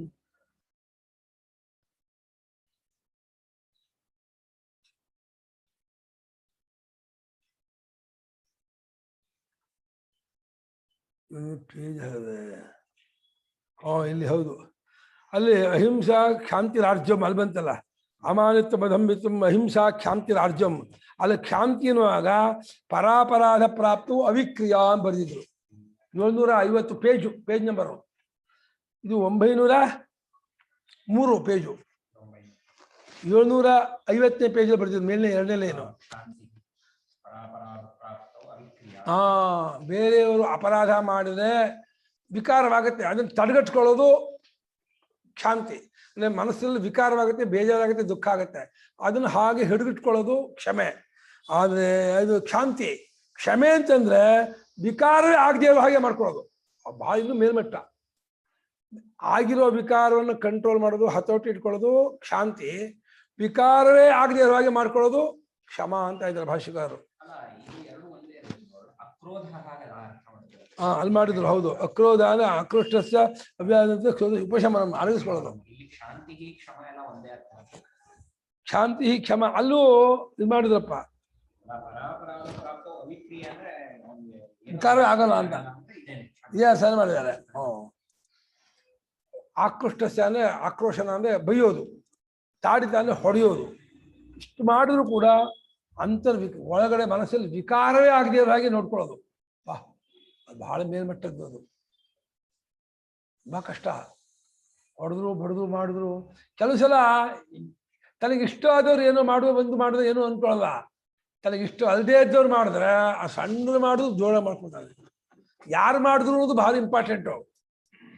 ಮಗ ಮಾಡಿದ್ನೆ, ಗಂಡ ಮಾಡಿದ್ನೆ, ಹೆಂಡತಿ ಮಾಡಿದ್ಲೆ, ಅಥವಾ ಇನ್ನೊಬ್ಬ ಬೇರೆ ನೆಂಟಿಷ್ಟು ಮಾಡಿದ್ರೆ, ಅಕ್ಕಪಕ್ಕ ನೆರೆಹೊರೆಯವ್ರು ಮಾಡಿದ್ರೆ, ಯಾರು ಮಾಡಿದ್ರು ಅನ್ನೋದು ಭಾಳ ಇಂಪಾರ್ಟೆಂಟ್. ಅದು ಆ ಅಪರಾಧವನ್ನ ಅದ್ರ ತಕ್ಕ ಹಾಗೆ ಅದಕ್ಕೆ ಇದು ರಿಯಾಕ್ಷನ್. ದುರ್ಯೋಧನ, ಕರ್ಣ, ಶಕುನಿಯವರಿಗೆ ಕರ್ಣ ಏನೋ ತಮಾಷೆ ಮಾಡಿದ್ರು ದುರ್ಯೋಧನಿಗೆ ಏನೋ ಅನ್ಸೋದಿಲ್ಲ. ಭೀಮ ಅಂದ್ಬಿಟ್ರೆ ಮಾತ್ರ ಮೇಲೆ ಉರಿತಿತ್ತು. ಕರ್ಣ ಶಕುನಿ ಏನಾದ್ರೆ ಬಾಂಜೆ ಜನ ಅಂತಿದ್ರೆ, ಶಕುನಿ ದುರ್ಯೋಧನಿಗೆ ಏನೋ ಒಂದು ಬೈದು ಅಂದ್ರು ಕೂಡ ನಮ್ಮ ಮಾವ ಹೇಳಿ ಅದೇನದು ಅಂತ ಸಿಲ್ಲೆ ತಗೊಂಡ್ಬಿಡ್ತಿದ್ದ. ಭೀಮ ಏನಾದ್ರು ಅಂದ್ಬಿಟ್ರಂತೂ ನನ್ನಂತೀಯ ಪುಡ್ಬುಡಿ ಮಾಡ್ತೇನೆ ಬಿಡ್ಬಿಡ್ತಾನೆ. ಒಳಗಡೆ ವಿಕಾರವೇ ಉಂಟಾಗದೆ ಇರುವಾಗೆ ಮೇಂಟೈನ್ ಮಾಡ್ಬೇಕಂತೆ. ಪಪ್ಪ ಏನು ಎಷ್ಟು ಮಟ್ಟದ್ದು ಇವು ನಂಗನ್ಸತ್ತೆ. ಒಂದು 12 ವರ್ಷ ಕಾಲ ಉಪ್ಪು ಹುಳಿಕಾರ ಬಿಟ್ರೆ ಆಗತ್ತು ಅಂತ. ಮಿನಿಮಮ್ 12 years ಉಪ್ಪು ಹುಳಿಕಾರ ಬಿಟ್ಟಬಾರ್ದು. ಅವಾಗ ನೋಡಿ ಮನಸ್ಸು ಕಂಟ್ರೋಲ್ ಬರುತ್ತನಪ್ಪ. ಬರೀ ಸಪ್ಪೆ ಅನ್ನ, ಕಟ್ಟು ಅನ್ನ ಮಾಡ್ಕೊಂಡು ಹಣ್ಣು ಇದ್ರೆ ಅವಾಗ ಸಾಕು ಅಷ್ಟೇ. 12 ವರ್ಷ ಉಪ್ಪು ಹುಳಿ ಖಾರ ಬಿಟ್ಟು ಅವನು ಇದ್ರೆ ಇದೆಲ್ಲ ಇಷ್ಟನೇ ಅಲ್ಲ. ಇರಲ್ಲ. ಆ ತರ ಇದ್ರೆ ಅವನು ಸೆಡಕ್ಲಾಕ್ ಸತ್ತು ಬಿದ್ದೋಗ್ತಾನೆ. ಅಲ್ಲಪ್ಪ, ಆಯಾಯ ಕಾಲಕ್ಕೆ ಬರುತ್ತಲ್ಲ, ಮಾವಿನ ಹಣ್ಣು, ಹಲಸಿನ ಹಣ್ಣು ಅದ ತಿಂತಿರ್ತಾನೆ. ಅಲ್ಲ, ಅದೇ ಆಗಲ್ಲ ಗುರುಗಳೇ. ಹಾಲು ಪಯ 12 ದಿನ ಹಾಲು ಕುಡೀರಿ ಅಂತ. 12ನೇ ದಿನ ವಾಕರ್ಗೆ ಬಂದು ಇದ್ದಿದ್ದು ಹೊಟ್ಟೋಗುತ್ತೆ. ಪಯ ಹಾಲು ರಕ್ತಕ್ಕೆ ಉಪ್ಪು ಬೇಕಲ್ವಾ? ಬೇಕೇ ಬೇಕು. ರಕ್ತಕ್ಕೆ ಉಪ್ಪು ಬೇಕಲ್ಲಪ್ಪ, ಬೇಕೇ ಬೇಕು. ಹರಿಬೇಕಲ್ಲ. ಇಲ್ಲ ಅಲ್ಲ, ಪ್ರಾಣಿಗಳು ಯಾವ್ದು ಉಪ್ಪು ಹುಳಿ ಖಾರ ತಿನ್ನಲ್ಲಪ್ಪ. ಎಷ್ಟು ಬಲಿಷ್ಠ ಇದ್ದಾರೆ ಆನೆ. ಅದು ನ್ಯಾಚುರಲ್ ಆಗಿರೋದು ಸಿಕ್ಕುತ್ತೆ. ಹುಲ್ಲಲ್ಲಿ ನ್ಯಾಚುರಲ್ ಸಾಲ್ಟ್ ಮಿನರಲ್ಸ್ ಇರುತ್ತೆ. ಅದು ನಮಗೂ ಇರುತ್ತೆ. ಹಣ್ಣಲ್ಲಿ ನ್ಯಾಚುರಲ್ ಸಾಲ್ಟ್ ನಮಗ್ ಸಾಕಾಗಲ್ವಲ್ಲ, ನಾಲ್ಗೆ ಬೇಕಲ್ಲ. ತರಕಾರಿ ಎಲ್ಲ ಇರುತ್ತೆ ಉಪ್ಪು. ಅದೆಲ್ಲ ಸಾಕಾಗಲ್ಲ ಗುರುಗಳೇ. ನಾಲ್ಗೆಗೆ ನಾಲ್ಗೆ ಬೋಂಡ ತಿಂದು ನಾಲ್ಗೆ ಜೋಗಿ ತಿಂದಿದ್ದೀರಾ? ಅದಕ್ಕೆ ಉಪ್ಪಿನಕಾಯಿ ಹಾಕಿ ಹಾಕಿ ಹಾಕಿ ಉಂಟಾದಂತಹ ವಿಕಾರವನ್ನ ತಡೆದಿಟ್ಕೊಳ್ಳೋದು ಅಕ್ರೋಧ. ವಿಕಾರವೇ ಆಗದೆ ಹೋದಾಗೆ ಮಾಡ್ಕೊಳ್ಳೋದು ಕ್ಷಮೆ. ವ್ಯತ್ಯಾಸ. ನಮ್ಮ ಮೀನಮ್ಮಂಗೆ ನಮ್ಮ ಡಾಕ್ಟರ್ ಎಷ್ಟು ಬೇಕಿದ್ದು ವಿಕಾರವೇ ಆಗ್ತಿರ್ಲಿಲ್ಲ. ಅಲ್ಲ, ಅವರು ಏನು ಆಗ್ತಿಲ್ಲ. ಭಾರಿ ಕ್ಷಮ. ಏನು ಮಧು? ಅದ ಮಧು ಅಕ್ರೋಧ. ಅದು ಅಕ್ರೋಧ. ಕ್ಷಮ ಬಂದ್ ನೋಡಿ, ಹಂಗೆ ಕಲ್ತ್ಕೋಬೇಕು ಅವ್ರ ಹತ್ರ. ನಮ್ಮ ಮೀನಮ್ಮ ಮಲ್ಲಿಕಮ್ಮ ಅಷ್ಟೇ. ಮಲ್ಲಿಕಮ್ಮ ಒಂಚೂರು ವಿಕಾರ ಆಗಲ್ಲ, ಭಾಳ ಗಟ್ಟಿ. ಅವ್ರು ಎಕ್ಸಿಟ್ ಅಂದ್ರೆ ಪ್ರತಿಕಾರ ಮಾಡಲ್ಲ. ಅವ್ರು ತಮ್ಮಗೆ ಅಳ್ತಾರೆ. ಏನೋ ಬರೀ ಗಟ್ಟಿ ಅವರು, ನಮ್ಗೆಲ್ಲ ಅದು ಯಾಕೋ ಆ ಗುಣ ಬಂದೇ ಇಲ್ಲ. ಒತ್ತುಬಿಡ್ತಾರೆ. ಇತ್ತಂ ಕ್ಷಮಾಯಾ ಕ್ರೋಧಸ್ಯ ಚ ವಿಶೇಷಃ. ಈ ರೀತಿ ಅಕ್ರೋಧಕ್ಕೂ ಕ್ಷಮೆಗೂ ಈ ರೀತಿ ವ್ಯತ್ಯಾಸ. ಅಂದ್ರೆ ವಿಕಾರ ಆಗಿದ್ದು ವಿಕಾರವನ್ನು ಹಿಡಿಟ್ಕೊಳ್ಳೋದು ಅಕ್ರೋಧ, ವಿಕಾರವಾಗದೇ ಇರೋ ಹಾಗೆ ಮಾಡ್ಕೊಳ್ಳೋದು ಕ್ಷಮೆ. ಈ ರೀತಿ ಕ್ಷಮೆಗೂ ಅಕ್ರೋಧಕ್ಕೂ ವ್ಯತ್ಯಾಸ ಮಾಡ್ಕೋಬೇಕು. ಧೃತಿ ದೇಹೇಂದ್ರಿಯೇಷು ಅವಸಾದಂ ಪ್ರಾಪ್ತೇಷು ತಸ್ಯ ಪ್ರತಿಷೇಧಕಃ ಅಂತಃಕರಣ ವೃತ್ತಿ ವಿಶೇಷಃ ಯೇನ ಉತ್ತಂಭಿತಾನಿ ಕರಣಾನಿ ದೇಹಶ್ಚ ನಾವಸೀದಂತಿ. ಧೃತಿಯಿಂದ ಏನೋ ದೇಹ ಮತ್ತು ಇಂದ್ರಿಯಗಳಿಗೆ ಏನೋ ನಿಮಿತ್ತದಿಂದ ಅವಸಾದ ಅಂದ್ರೆ ಕುಸಿಯೋದು, ಅದು ಕೊಲಾಪ್ಸ್ ಆಗ್ಬಿಡುತ್ತೆ. ತುಂಬಾ ಕೋಟಿಗಟ್ಟಲೆ ಲಾಸ ಆದ್ರೆ ಅಥವಾ ಬಹಳ ಅತ್ಯಂತ ಆಪ್ತನಾದ ಬಂಧು, ಗಂಡನೋ ಹೆಂಡತಿನೋ ಮಗನೋ ಹೋಗ್ಬಿಟ್ರೆ ಇದಾಗ್ಬಿಡ್ತಾನೆ, ತಡ್ಕೊಳಕ್ಕೆ ಆಗಲ್ಲ. ಅದು ಭಾರಿ ಕ್ಯಾನ್ಸರ್ ಬಂದ್ಬಿಟ್ಟಿದೆ ಅಂತ ಆಗ್ಬಿಡ್ತು, ಬ್ಲಡ್ ರಿಪೋರ್ಟಲ್ಲಿ ಕ್ಯಾನ್ಸರ್ ಅಂತ ಬಂದ್ಬಿಡ್ತು ಅಂತಂದ್ರೆ ತುಂಬ ಅಳ್ಕೊಂಡ್ಬಿಡ್ತಾನೆ, ಕುಸ್ತು ಬಿಡ್ತಾನೆ. ಹೀಗೆ ಅತ್ಯಂತವಾಗಿ ದೇಹೇಂದ್ರಿಯಾದಿಗಳು ಅವಸಾದವನ್ನ ಅಂದ್ರೆ ಕುಸಿಯುವಿಕೆಯನ್ನು ಹೊಂದಿದಾಗ ಅದನ್ನ ಏನಾಗಿದೆ ಏನ್ ನಿಲ್ಲು, ಏನ್ ದಾಡಿ, ಏನ್ ಯಾರಿಗೂ ಆಗಿಲ್ಲ, ಏನಾಗ ಅನುಭವಿಸ್ಬೇಕು ಅಂತ ಹೇಳಿ ವಿವೇಕ ತಂದ್ಕೊಂಡು ಅದನ್ನ ಅಲ್ಲಗಳೆಯುವ, ಆ ಕುಸಿಯುವಿಕೆಯನ್ನು ಅಲ್ಲಗಳೆಯುವ ಒಂದು ಅಂತಃಕರಣ ವೃತ್ತಿ ವಿಶೇಷ ಅಂತ. ಏನೈತೆ ದಾಡಿ, ನಿಂತ್ಕೋ, ನಿನ್ ಡ್ಯೂಟಿ ನಿನ್ ಕರ್ತವ್ಯ ಮಾಡ್ತಾ ಇರೋ, ಆಗ ಏನ್ ಮಾಡ ನಿನ್ ಕೈಲಿಲ್ಲ, ಆಗೋದಕ್ಕೆ ತಪ್ಪಿಸ್ಕೋಕ್ಕಾಗಲ್ಲ. ಅದು ಈಶ್ವರ ಇಚ್ಛಾ, ಕರ್ಮ ಇಚ್ಛಾ, ಕರ್ಮಾನುಸಾರವಾಗಿ ಆಗುತ್ತೆ ಅಂತ ಅನ್ಕೊಂಡು ಈ ಕರ್ಣಗಳನ್ನು ದೇಹವನ್ನು ಉತ್ತಂಭಿತಾನೆ ಏನ ಯಾವ ವೃತ್ತಿಯಿಂದ ಕರ್ಣಗಳು ಎತ್ತಿ ಹಿಡಿದಪಟ್ಟಿರ್ತದೆಯೋ, ದೇಹವು ಎತ್ತಿ ಹಿಡಿದಿದ್ದಾಗ ಆಗುತ್ತದೆಯೋ, ಕುಸಿಯೋದಿಲ್ಲವೋ ಅದು ಧೃತಿ. ಅದು ಇವರು ಕೃಷ್ಣಾಮಯ್ಯರಿಗೆ ಮಗ ಹೋಗಿದ್ರು ಕೂಡ ಯಾರೋ ಸಮಾಧಾನ ಮಾಡಕ್ ಬರ್ತಿದ್ರಂತೆ. ಅಯ್ಯೋ ಮಗನ ಕಳ್ಕೊಂಡ್ಬಿಟ್ಟೆ ಹಾಗಾಗಿದ್ದು. ಏನ್ ಮಾಡಕ್ಕಾಗತ್ತೆ, ನಾನು ಕಳ್ಕೊಳ್ಳೋದೇ ನಾನೇನ್ ಸಾಯಿಸಿದ್ದೀನ, ಅಥವಾ ಅವನೇ ಆತ್ಮಹತ್ಯೆ ಮಾಡ್ಕೊಂಡಿದ್ದಾನ? ಅವನು ಆತ್ಮಹತ್ಯೆ ಮಾಡ್ಕೊಂಡಿಲ್ಲ, ನಾವೇನು ಸಾಯಿಸಿಲ್ಲ. ಅವನ ಕರ್ಮ ಮುಗೀತು, ಎಣ್ಣೆ ಮುಗಿದ್ಮೇಲೆ ದೀಪ ಆರೋಗುತ್ತೆ, ಏನ್ ಮಾಡೋಕ್ಕಾಗತ್ತೆ? ಹೋದ ಮುಂದಿನ ಕೃತ್ಯ ನಾವು ಕೈಯಲ್ಲಿ ಮಾಡ್ಬೇಕು. ನಾವು ಹೊಳ್ತಾ ಕೂತ್ಕೊಂಡ್ರೆ ಅದೇನು ಬರಲ್ಲ, ಅವನೇನು ಎದ್ದು ಬರಲ್ಲ, ಅವನೇನು ಇದಾಗಲ್ಲ, ಬರಲ್ಲ, ಏನ್ ಮಾಡೋಕ್ಕಾಗತ್ತೆ ಅಂತ ಹೇಳಿ ಬಂದವರಿಗೆಲ್ಲ ಅವ್ರು ಸಮಾಧಾನ ಮಾಡ್ತಿದ್ರಂತೆ. ಇವ್ರಿಗೆ ಸಮಾಧಾನ ಮಾಡಬೇಕು ಅಂತ ಹೇಳಿ ಸ್ನೇಹಿತರು ಬಂತಿದ್ರೆ ಬಂದವರಿಗೆಲ್ಲ ಇವ್ರು ಸಮಾಧಾನ ಮಾಡಿ ಕಳಿಸ್ತಾ ಇದ್ರಂತೆ. ಹಾ ಅದು ಇಟ್ಬಿಡ್ತಾ ಅಂದಾಗ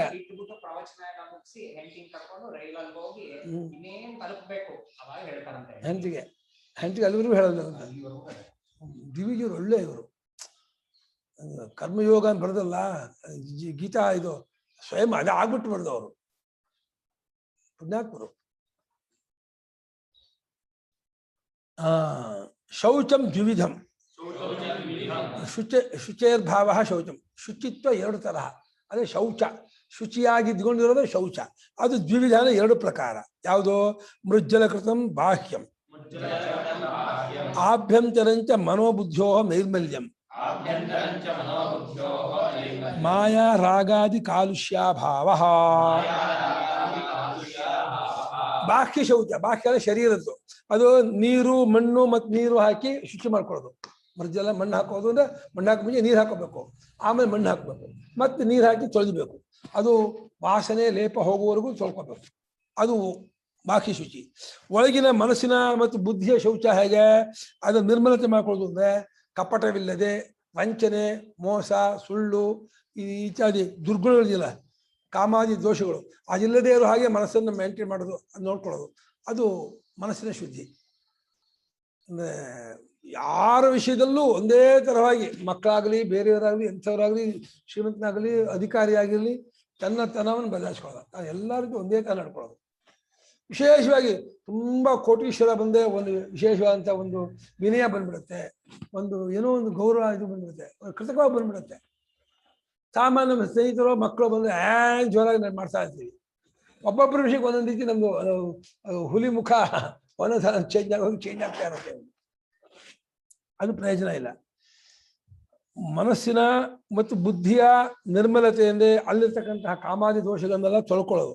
ಅದು ಮನಸ್ಸಿನ ದೋಷ ತೊಳೆಯೋದಕ್ಕೆ ಭಕ್ತಿ ಅಥವಾ ಉಪಾಸನೆ, ಬ್ರಹ್ಮಚರ್ಯ ಇತ್ಯಾದಿಗಳು. ದೇಹದ ಶೌಚವನ್ನು ತೊಗೊಳ್ಳೋಕ್ಕೆ ಪೂಜೆ, ಪುರಸ್ಕಾರ, ಸ್ವಾಧ್ಯಾಯ ಇತ್ಯಾದಿಗಳು. ಇನ್ನು ಮಣ್ಣು ನೀರು ತೊಳ್ಕೊಳ್ಳೋದು ಪ್ರತ್ಯಕ್ಷ ಶುಚಿತ್ವ. ಇದನ್ನು ಮಾಡ್ಕೊಳ್ಳೋದು, ಶಾಸ್ತ್ರೀಯವಾಗಿ ಶುದ್ಧಿ ಮಾಡ್ಕೊಳ್ಳೋದು ಪೂಜಾ ಪುನಸ್ಕಾರ ಜಪ ವ್ರತಾದಿಗಳಿಂದ. ಉಪವಾಸಾದಿ ವ್ರತಗಳಿಂದಲೂ ದೇಹ ಶುದ್ಧಿ ಆಗುತ್ತೆ. ದೇಹದಲ್ಲಿರ್ತಕ್ಕಂಥ ಇದು ಅವರು ಯೋಗಶಾಸ್ತ್ರದಲ್ಲಿ ಸುಗಂಧೋತ್ಪತ್ತಿ ಆಗುತ್ತಂತೆ. ಅವ್ರು ಹೇಳೋ ಆ ರೀತಿಯಲ್ಲಿ ಉಪವಾಸಾದಿಗಳು ಮಾಡಿದರೆ ಯೋಜನಗಂಧಿ ಅಂತ ನಾವು ಹೇಳ್ತೀವಲ್ಲ, ಯೋಜನಗಂಧಿ 1 ಯೋಜನದವರೆಗೂ ಅವಳ ದೇಹದಿಂದ ಸುಗಂಧ ಉತ್ಪತ್ತಿ ಆಗ್ತಿತ್ತಂತೆ. ಅದು ನಾವು ಯಾವ ಅನ್ನ ರಸ ಇತ್ಯಾದಿ ಹುಳಿ ಈ ತರಕಾರಿಗಳನ್ನು ಉಪ್ಪುಳಿ ಹಾಕಿಬಿಟ್ಟು ದೇಹದ ದುರ್ಗಂಧವಾಗುತ್ತೋ ಅದೇ ದೇಹದಲ್ಲಿ ಇನ್ಯಾವುದೋ ರೀತಿಯಾದ ಆಹಾರ ಸೇವನೆ, ಇನ್ಯಾವುದೋ ರೀತಿ ನಡವಳಿಕೆ ಇಟ್ಕೊಂಡ್ರೆ ಸುಗಂಧೋತ್ಪತ್ತಿ ಆಗುತ್ತಂತೆ ದೇಹದಲ್ಲಿ. ಅದೊಂದು ರೀತಿ ಸಾಧನೆಯಿಂದ ಮಾಡ್ಕೊಳ್ಳುವಂಥ ವಿಶೇಷ. ಏವಂ ದ್ವಿವಿಧಂ ಶೌಚಂ, ಈ ರೀತಿ 2 ಪ್ರಕಾರದ ಶೌಚವನ್ನ ಬೆಳೆಸ್ಕೋಬೇಕು. ಅದ್ರೋಹ ಪರಜಿಘಾಂಸಾಭಾವ ಅಹಿಂಸನಂ. ಅದ್ರೋಹ ಅಂದ್ರೆ ಇನ್ನೊಬ್ಬರನ್ನ ಹಂತು ಮಿಚ್ಛಾ ಜಿಘಾಂಸ, ಇನ್ನೊಬ್ಬರನ್ನ ಹೊಡಿಬೇಕು, ತೊಂದರೆ ಮಾಡಬೇಕು ಅನ್ನುವಂತಹ ಈ ಸ್ವಭಾವ ಇದೆಯಲ್ಲ, ಅದು ಇಲ್ಲದೆ ಇರೋದೇ ಅಹಿಂಸನ. ಯಾರನ್ನು ಕೊಲ್ಲಬೇಕು ಹೊಡಿಬೇಕು ಅಂತ ಅಂದ್ಕೊಳ್ಳದೆ ಇರೋದು. ಅದು ರಾಜ ಮಹಾರಾಜರಲ್ಲಿ ಆ ಮೇಲ್ಮಟ್ಟದಲ್ಲಿ ಭಾಳ ಈ ಇದ್ರಲ್ಲಿ ಬರ್ತಾ ಇದೆಯಲ್ಲ ಇವಾಗ ಆ ಕದ್ರಿ ರೇಖಾ ಅಂತ ಕೊಲೆ ಮಾಡಿ ಅವ್ರ ಅಕ್ಕನೇ ಕೊಲೆ ಮಾಡಿಸಿದಂತಮ್ಮ. ಅಷ್ಟು ಇದಾಗುತ್ತೆ. ಅಕ್ಕ ಅವರೆಲ್ಲ ಸೇರಿಬಿಟ್ಟು ತಂಗಿನ ಕೊಲೆ ಮಾಡಿಸಿದ್ದಾರೆ. ಅವರ ತಂಗಿ ಗಂಡನೂ ಇದೇ ಮಾಡಿಸಿದ್ದಂತೆ. ಇದು ಬರ್ತಾ ಇದೆ ಅಷ್ಟು. ಈ ಇದಿದ್ದಲ್ಲ ಯಾರೋ ಕಾರ್ಪೊರೇಟ್ರು ಅದಕ್ಕೆ ನಿಂತ್ಕೊಳ್ತಾರಲ್ಲ ಎಲೆಕ್ಷನ್ಗೆ, ಅವ್ರಿಗೆ ಏನು ರಾಗದ್ವೇಷ ಅಂತಂದ್ರೆ ಇಲ್ಲಿ ಬಂಧುಗಳಲ್ಲೇ ನೆಂಟರಷ್ಟರಲ್ಲೇ ಅಣ್ತಮ್ಮಂದ್ರಲ್ಲೇ ಚಿಕ್ಕಾಟ ಜಿದ್ದು ಸಾಯಿಸೋ ಮಟ್ಟಿಗೆ ತುಂಬಾ ಅನ್ಯಾಯ. ಎಂಥ ಇದಂಥ ಕ್ರೌರ್ಯ, ಇದು ಭಾರಿ ರಾಕ್ಷಸ ಪ್ರವೃತ್ತಿ ಇದು. ನೋಡಿ ಪೇಜ್ ಗಟ್ಟಲೆ ಬರ್ತಾ ಇದೆ. ಅಷ್ಟು ಅವ್ರು ಯಾರೋ ಕೊಲೆ ಮಾಡಿ ಹೋಗ್ತದೆ ಎಲ್ಲ ಒಂದೇ ಸಲ ಹಿಡಿದ್ಬಿಟ್ರಪ್ಪ ಪೊಲೀಸ್ನವರು.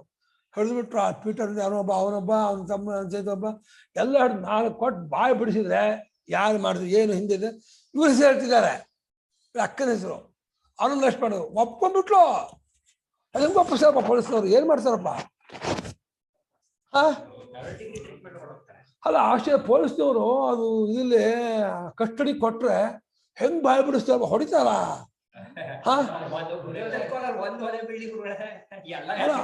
ಹೊಡಿದಲ್ಲ ಅಂತ ಕಾಣ್ತದೆ. ಹೊಡಿದ್ರೆ ಬಾಯಿ ಬಿಡ ಹೊಡಿತಾರ?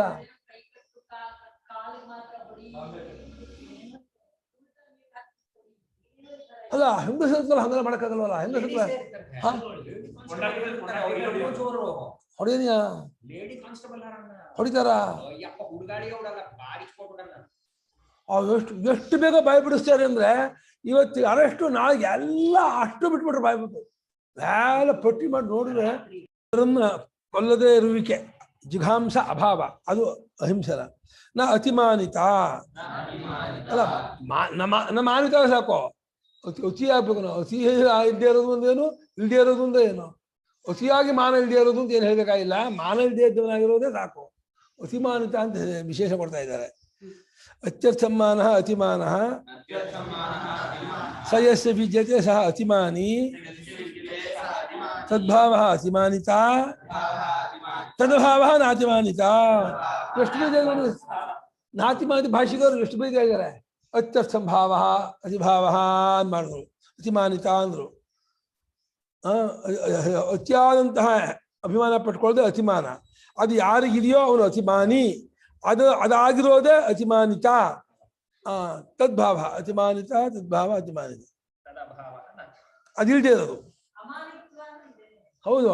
ಅದು ಅತಿಯಾದದ್ದು ಒಂದು ವಿಶೇಷ ಇದೆ ಅಷ್ಟೇ. ಅದೇ ಹೇಳಿದೆ ನಾನು, ಅತಿಯೋ ವಿಷಯ ಇಲ್ಲದೆ ಇರೋದು, ಮಾನಿತ್ವ ಇಲ್ಲದೆ ಇದ್ದ ಸಾಕು. ಅತಿಯಾಗಿ ಇಲ್ಲದೆ ಇರೋದು ಅಂದ್ರೆ ಕಮ್ಮಿ ಇರಬಹುದಾ ಅಂತ.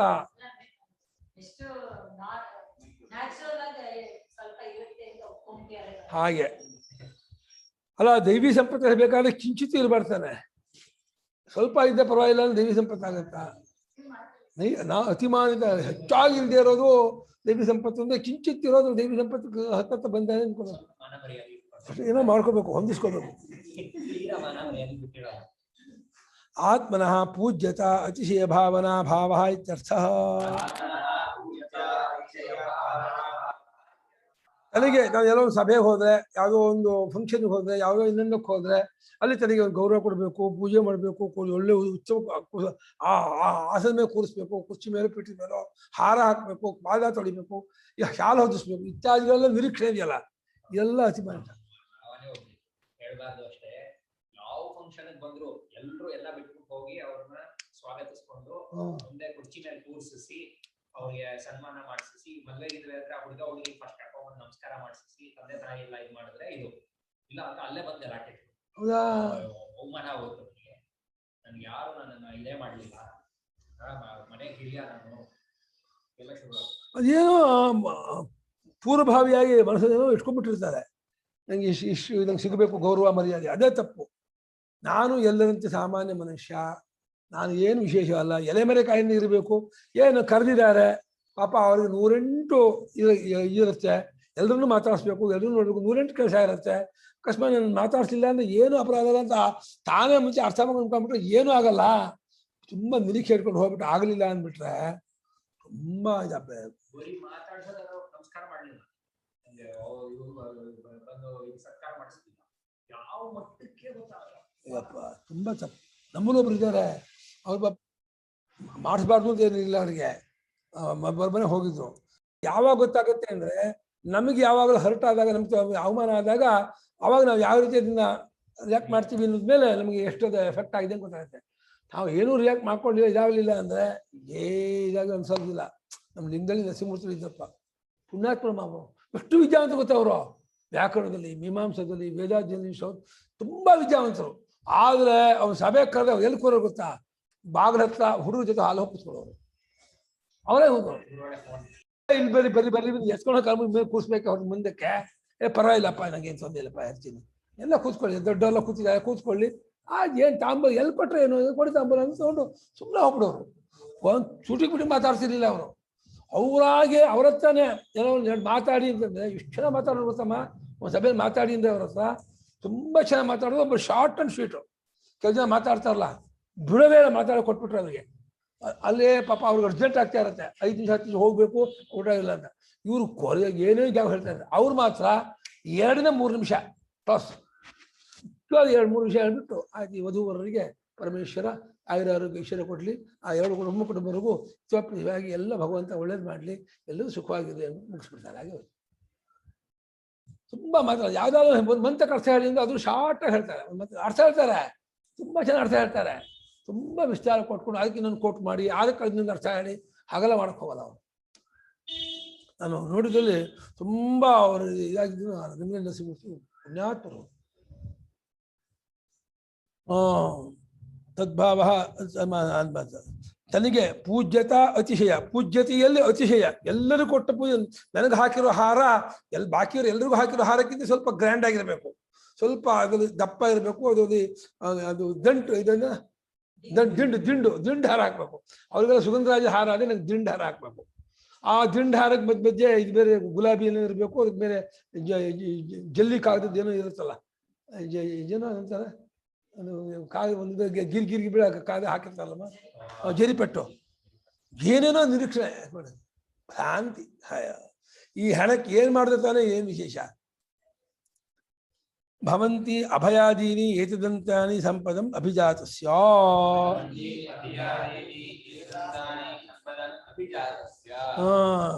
ಅಭಯದಿಂದ ಶುರು ಮಾಡಿ ನಾತಿಮಾನಿತ ಎಂಬವರೆಗಿರ್ತಕ್ಕಂತಹ ಈ ಗುಣಗಳು ದೈವೀ ಸಂಪತ್ತನ್ನು ಮುಂದೆ ಮಾಡ್ಕೊಂಡು ಹುಟ್ಟಿದವನಿಗೆ ಆಗತ್ತೆ ಅಂತ.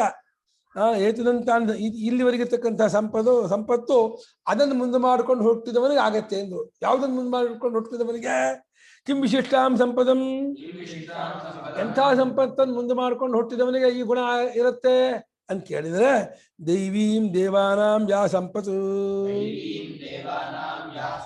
ತಾಂ ಅಭಿಲಕ್ಷ್ಯ ಜಾತಸ್ಯ ದೇವ ವಿಭೂತ್ಯರ್ಹಸ್ಯ ಭಾವಿ ಕಲ್ಯಾಣಸ್ಯ ಇತ್ಯರ್ಥಃ. ದೇವತೆಗಳಿಗೆ ಯಾವುದು ಸಂಪತ್ತೋ ಸ್ವಭಾವವೋ ಅದೇ ಪುರಾಣ ನೋಡಿದ್ರೆ ದೇವತೆಗಳಿಗೆ ಸಂಪತ್ತು ಕಾಣೋದೇ ಇರಪ್ಪ. ಹಿಂದಾದಿಗಳಿಗೆ ತುಂಬಾ ಅಭಿಮಾನ ಅನ್ಸುತ್ತೆ. ಆಪಸ್ತಂಬರು ಮತ್ತು ಭಾರಿ ಕೊಂಡಾಡ್ತಾರೆ ದೇವತೆಗಳನ್ನ. ಇದು ಎಷ್ಟು ಮಟ್ಟು ಹೇಳ್ತಾರೆ ಆಪಸ್ತಂಬರು ಅಂದ್ರೆ, ನೀವು 1-2 ಮಾಡ್ಬೇಕಾದ್ರೆ ದೇವತೆ ಜ್ಞಾಪಕ ಮಾಡ್ಕೋಬೇಡ, ನಿಂಗೆ ಆಶುಚ ಇದ್ದಾಗ ದೇವತೆಗೆ ಜ್ಞಾಪಕ ಮಾಡ್ಕೋಬೇಡ, ಎಲ್ಲೋ ಹೊರಡೆ ಇದ್ದಾಗ ಮಾಡ್ಕೋಬೇಡ. ತುಂಬ ಗೌರವ ಇದೆ ದೇವತೆ ವಿಷಯದಲ್ಲಿ, ತುಂಬ ಪೂಜ್ಯ ಬುದ್ಧಿ ಇಟ್ಕೋ. ಅವರೇ ಜಗತ್ತಿನ ನಡೆಸ್ತಾ ಇರೋದು, ಜಗತ್ತಿನ ಸ್ವಾಮಿಗಳೇ ದೇವತೆಗಳನ್ನು ಪರಮೇಶ್ವರನ ಶಕ್ತಿ ವಿಶೇಷಗಳು, ಸಾಮಾನ್ಯ ಅಲ್ಲ ಅವರು. ಆದಿದೈವಿಕವಾಗಿ ಆದಿಭೂತ ವ್ಯಾಪಕವಾಗಿರ್ತಕ್ಕವರು ತುಂಬ ಕೊಂಡಾಡ್ತಾರಪ್ಪ. ದೇವತೆ ವಿಷಯ ತುಂಬಾ ಗೌರವ ತೋರಿಸಿದ ಆ ಪುಸ್ತಕ. ಪುರಾಣದಲ್ಲಿ ಮಾತ್ರ ಇಂದ್ರನನ್ನು ಕೆಟ್ಟದಾಗ ಮಾಡ್ತಾರೆ, ಇಂದ್ರ ಬಹಳ ಹಲ್ಕಾನಂಗೆ ಮಾಡ್ತಾರೆ, ನಿಮ್ಮ ದುರ್ಬುದ್ಧಿ, ಕುದುರೆ ಕದೀತಾನೆ, ಯಜ್ಞ ಕಡಿಸ್ತಾನೆ, ತಪಸ್ ಕೆಡಿಸ್ತಾನೆ, ಅದನ್ನ ಮಾಡ್ತಾರೆ ಈ ರೀತಿ ಹೇಳ್ತಾರೆ ಹೊರತು ಪುರಾಣಕಾರರು ಇಂದ್ರನ ಬಗ್ಗೆ ಒಳ್ಳೆ ಭಾವನೆನೇ ಬರೆಸೋಲ್ಲಪ್ಪ ಪುರಾಣಕಾರರು. ಯಾಕೋ ಏನಪ್ಪ, ಅದು ವೇದಲ್ಲೆಲ್ಲ ತುಂಬಾ ಒಳ್ಳೆ ಭಾವನೆ ಇದೆ, ತುಂಬಾ ಇದೆಲ್ಲ ಇದೆ. ಅಹಲ್ಯಾಯಿ ಜಾರ ಇದೆಯಲ್ಲ, ಅದಕ್ಕೆ ಸಾಣಾಚಾರ್ಯ ಅರ್ಥ ಮಾಡಿದ್ರೆ ಗೊತ್ತಾ, ಅಹಲ್ ಅಂದ್ರೆ ಹಗಲನ್ನು ಮುಪ್ಪುಗೊಳಿಸುವಂತಹ ದೇವೇಂದ್ರ ಅಂದ್ರೆ ಸೂರ್ಯ ಅಂತ ಅರ್ಥ ಮಾಡಿದ್ದಾರೆ. ಜಾರ ಅಂದ್ರೆ ಜರಯತಿ ಜಾರ ಮಾಡಿದ್ದಾರೆ. ಇವರು ಪುರಾಣಕಾರರು ಅಹಲ್ಯ ಅನ್ನುವಂಥ ಸ್ತ್ರೀಗೆ ಜಾರ ಪುರುಷನಾಗಿದ್ದ ದೇವೇಂದ್ರ ಅರ್ಥ ಮಾಡ್ತಾರೆ. ಅವರು ಸಾಣಾಚಾರ್ಯ ಅರ್ಥ ಮಾಡಿಲ್ಲ ಅಲ್ಲಿ.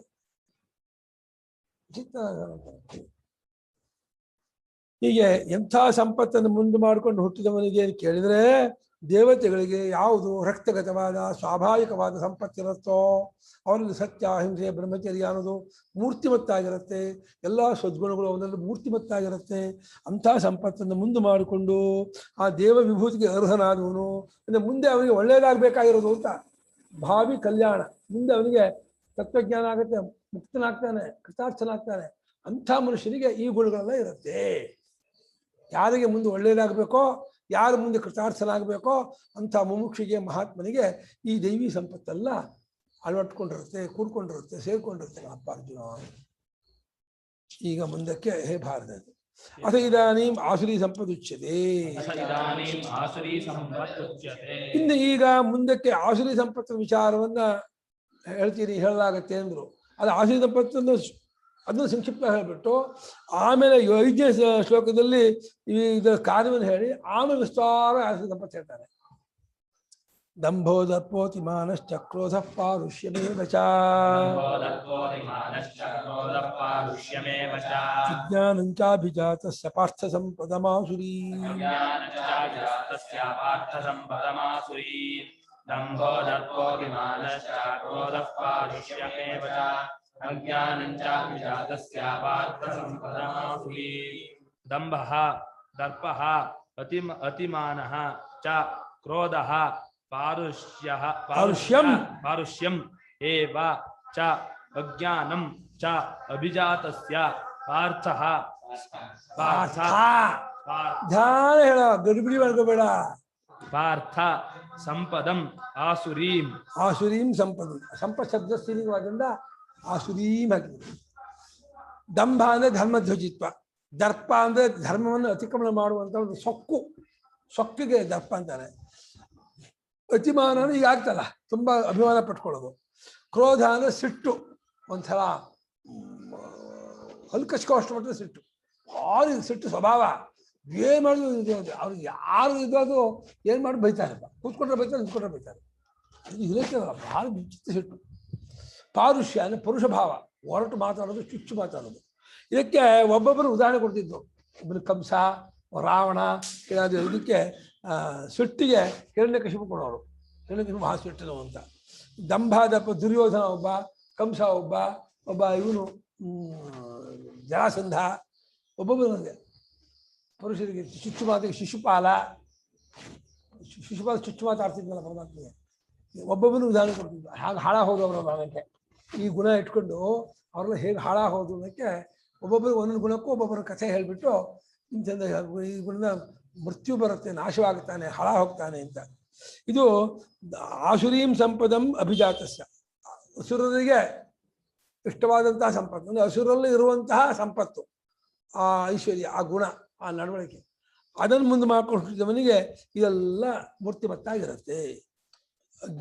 ಅಜ್ಞಾನಂಚ ಇನ್ನೊಂದು ಅಜ್ಞಾನ ಇನ್ನೊಂದು ಗುಣ, ಅದು ಆಸು ಸಂಪತ್ತಿನ ಗುಣ. ಏನು ತೋಚಲ್ಲ, ಏನು ಹರಿಯಲ್ಲ, ಏನು ಗೊತ್ತಾಗಲ್ಲ. ಇದು ಒಂದು ಯಾವುದೋ ಒಂದು ಅಕ್ಷರ ಗುಣ. ಕುಂಭಕರ್ಣ ಇಟ್ಕೋ. ಈ ರೀತಿ ಪಾರ್ಥ ಅರ್ಜುನ ಆಸುರಿ ಸಂಪತ್ತನ್ನು ಮುಂದೆ ಮಾಡ್ಕೊಂಡು ಹುಟ್ಟಿದವನಿಗೆ ಇದೆಲ್ಲ ಇರುತ್ತೆ ಕಣಪ್ಪ ಅಂತ ಹೇಳ್ದ.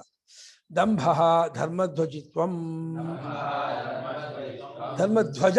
ಧ್ವಜ ಹೇಗೆ ನಾನು ಬರ್ತಾ ಇದ್ದೀನಿ ಗುರುತೋ ಹಾಗೆ ನಾನೇನೋ ಒಳ್ಳೆ ಕೆಲಸ ಮಾಡ್ತಾ ಇದ್ದೀನಿ ಅನ್ನೋಕ್ಕೆ ಏನೋ ಒಂದು ಫ್ಲಾಗ್ ತರಹ ಒಂದು ಒಳ್ಳೆ ಭಸ್ಮ ಹಾಕ್ಕೊಂಡು, ರುದ್ರಾಕ್ಷಿನ ಸ್ಫಟಿಕ ಸಲ ಹಾಕ್ಕೊಂಡು, ಜರ್ತಾರಿ ಪಂಚ ಹೊಡ್ಕೊಂಡು ಜೋರ ಇದ್ಕೊಂಡು ಬೀದಿ ಎಲ್ಲರ ಮುಂದೆ ಕೂತ್ಕೊಳ್ಳೋದು.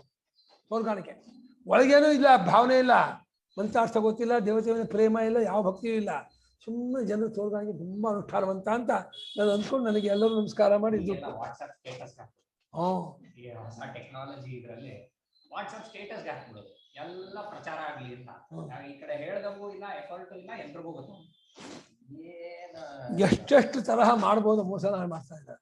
ಮೋಸ ಅಲ್ಲ, ಈ ಧರ್ಮದ ನಾವು ಮನೇಲಿ ಏನಾಯ್ತು, ಅಡಿಗೆ ಮಾಡಿದ್ದು, ಇನ್ನೊಂದು ಏನೋ ಫಂಕ್ಷನ್ ಆಗಿದ್ದು, ಏನೋ ಟ್ರಿಪ್ ಹೋಗಿದ್ದು, ಎಲ್ಲದನ್ನೂ ಹಾಕ್ಬಿಡ್ತಾರೆ. ಅದನ್ನ ಅದಕ್ಕೆ ಎಲ್ಲ ನೋಡ್ಲಿ ಅಂತ. ಅದ್ರಲ್ಲಿ ಏನ್ ನೋಡಿದ್ ನಿಮ್ಮಲ್ಲಿ ಅಡಿಗೆ ಮಾಡಿ ನೋಡಿ ಏನ್ ಮಾಡ್ಬೇಕು, ಇದೇನೋ ಸ್ಪೆಷಲ್ ನಮ್ಮ ಮನೇಲಿ ಮಾಡಿದ್ದೀವಿ.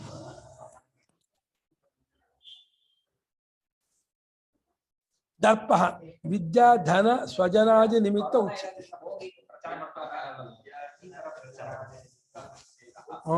ಉತ್ಸಕನ ಸೊಕ್ಕು ಕೊಬ್ಬು. ವಿದ್ಯಾ ನಿಮಿತ್ತವಾಗಿ ಒಂದು ಸೊಕ್ಕು ಬರುತ್ತೆ, ಧನ ನಿಮಿತ್ತವಾಗೂ ಬರುತ್ತೆ, ಸ್ವಜನ ಆದಿಯಿಂದ ಅಧಿಕಾರ, ರೂಪ, ಬೇರೆ ಸರೌಂಡಿಂಗು, ಬೇರೆ ಸಂಪತ್ತು, ಬೇರೆ ಬಹಳ ದೊಡ್ಡ ದೊಡ್ಡ ಅಧಿಕಾರ ಪರಿಚಯ ಇರೋದು, ಈ ನಿಮಿತ್ತದಿಂದ ಒಂದು ಸೊಕ್ಕು ಬಂದ್ಬಿಡುತ್ತೆ. ಅತಿಮಾನ ಪೂರ್ವೋಕ್ತ ಅಂದ್ಬಿಟ್ರು. ಹಿಂದಿನ ಶ್ಲೋಕದ ಹೇಳಿದ್ವಿ, ಅತಿಯಾದಂಥ ಜಂಬ ಪಟ್ಕೊಳ್ಳೋದು. ಕ್ರೋಧಶ್ಚ ಪೂರ್ವೋಕ್ತ ಅಂತ, ಪೂರ್ವೋಕ್ತ ಅಂತ ಸೇರಿಸ್ಕೋಬೇಕು. ಕ್ರೋಧವನ್ನು ಹಿಂದೆ ಹೇಳಿದೀವಿ ಅಂತ. ಪಾರುಷ್ಯಮೇವಚ ಪುರುಷ ವಚನಂ. ಈ ಪುರುಷಸ್ಯ ಭಾವ ಆಗಲ್ಲ, ಪೌರುಷ ಆಗತ್ತೆ, ಪಾರುಷ್ಯ ಆಗಲ್ಲ. ಪರುಷ ಅಂದ್ರೆ ಒರಟು ಮಾತು ಅಂತ, ರೂಗು ಅಂತ ಇಂಗ್ಲೀಷ್, ರೂಗ ರೂಢ, ರೂಢಾಗಿ ನಡ್ಕೊಂಡ್ರೆ ಅದನ್ನ ಬಳಸೋದು. ಚುಚ್ಚಾಗಿ ಹೊರಟಾಗಿ ತುಂಬಾ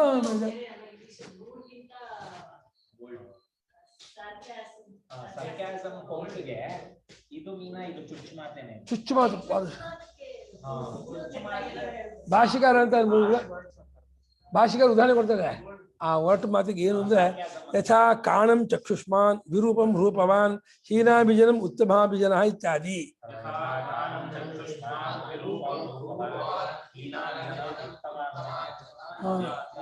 ಕೂಡ ನೋಡು ಏನ್ ಕಣ್ಣು ಅವನು, ಕೂಡ ನೋಡ್ಬಿಟ್ಟು ಏನ್ ಕಣ್ಣು ಅವನು, ಒಳ್ಳೆ ಪಂಕಜಲೋಚನ, ಪದ್ಮಲೋಚನ ಅಂತ ಹಾಸ್ಯ ಮಾಡೋದು ಕೂಡನ್ನ. ವಿರೂಪಾಕ್ಷ ಪಾಪ, ಎಷ್ಟು ನೋವಾಗುತ್ತೆ ಅವನಿಗೆ. ಸುಮ್ಮನೆ ಅವನು ಪಂಕಜಾಕ್ಷ ಅಂದ್ಬಿಟ್ರೆ, ಒಳ್ಳೆ ಕಮಲದಂತೆ ಕಣ್ಣುಳ್ಳ ಅನ್ಕೊಂಡು ಪಂಕಜಲೋಚನ ಅಂದ್ಬಿಟ್ರೆ ಕೂಡನ್ನ ಎಷ್ಟು ಸಾಕ್ಷಾತ್ ಗೊತ್ತು. ಸುಮ್ಮನೆ ವಿರೂಪಂ ರೂಪ ಏನೋ ಕೆಟ್ಟ ರೂಪ ಇರೋದನ್ನ ಒಳ್ಳೆ ವಿರೂಪಾಕ್ಷ, ಒಳ್ಳೆ ಇದು ಅಂತ ಹೇಳೋದು. ವಿರೂಪಾಕ್ಷನೇ ಭಗವಂತ ಶಿವಂದು ಅವನು ಹಾವು ಸುತ್ಕೊಂಡಿದ್ದಾನೆ, ಭೂತ ಪ್ರೇತ ಪಿಶಾಚಿಗಳ ಇದ್ದಾನೆ, ಪುಂಡಮಾಲಿ ಆಗಿದ್ದಾನೆ, ಚಿತಾಭಸ್ಮನೇಪ ಆಗಿದ್ದ ವಿರೂಪಾಕ್ಷ ಅಂತ ಹೆಸರಿಟ್ಟಿರೋದು. ಅದೇ ವಿಗತೋ ರೂಪ ವಿರೂಪ ಅಂತ ಮಾಡಿರೋದು, ವಿಗತಂ ರೂಪಂ ಅಂತ. ಶಿವನಿಗೆ ಲೋಕದ ಸಾಮಾನ್ಯವಾದ ರೂಪ ಅಲ್ಲ, ಜನರ ರೂಪ ಅಲ್ಲ ಅಂತ, ಜನರೆಲ್ಲ ಓಡೋಗ್ತಾರೆ ನೋಡಿದ್ದಾರೆ ಅಂತ. ಅದು ಅವನು ಆನೆ ಚರ್ಮಾಂಬರ ಉಟ್ಕೊಂಡ್ಬಂದ್ರೆ ಆ ಚರ್ಮದಲ್ಲಿ ಇನ್ನೂ ರಕ್ತ ಜಿರುಗ್ತಾ ಇರುತ್ತಂತೆ, ತೊಡಗ್ತಾ ಇರುತ್ತಂತೆ, ಅಂತ ಆನೆ ಚರ್ಮ ಉಟ್ಕೊಂಡ್ಬಂದ್ರೆ. ಅದು ಆನೆ ಚರ್ಮ ಎಷ್ಟು ಹೊರಟು ಬರ್ತಾ, ತುಂಬಾ ಹಾರ್ಡು, ಅದನ್ನು ಉಟ್ಕೊಂಡ್ಬರ್ತಾನಂತೆ ಶಿವ. ಯಪ್ಪ,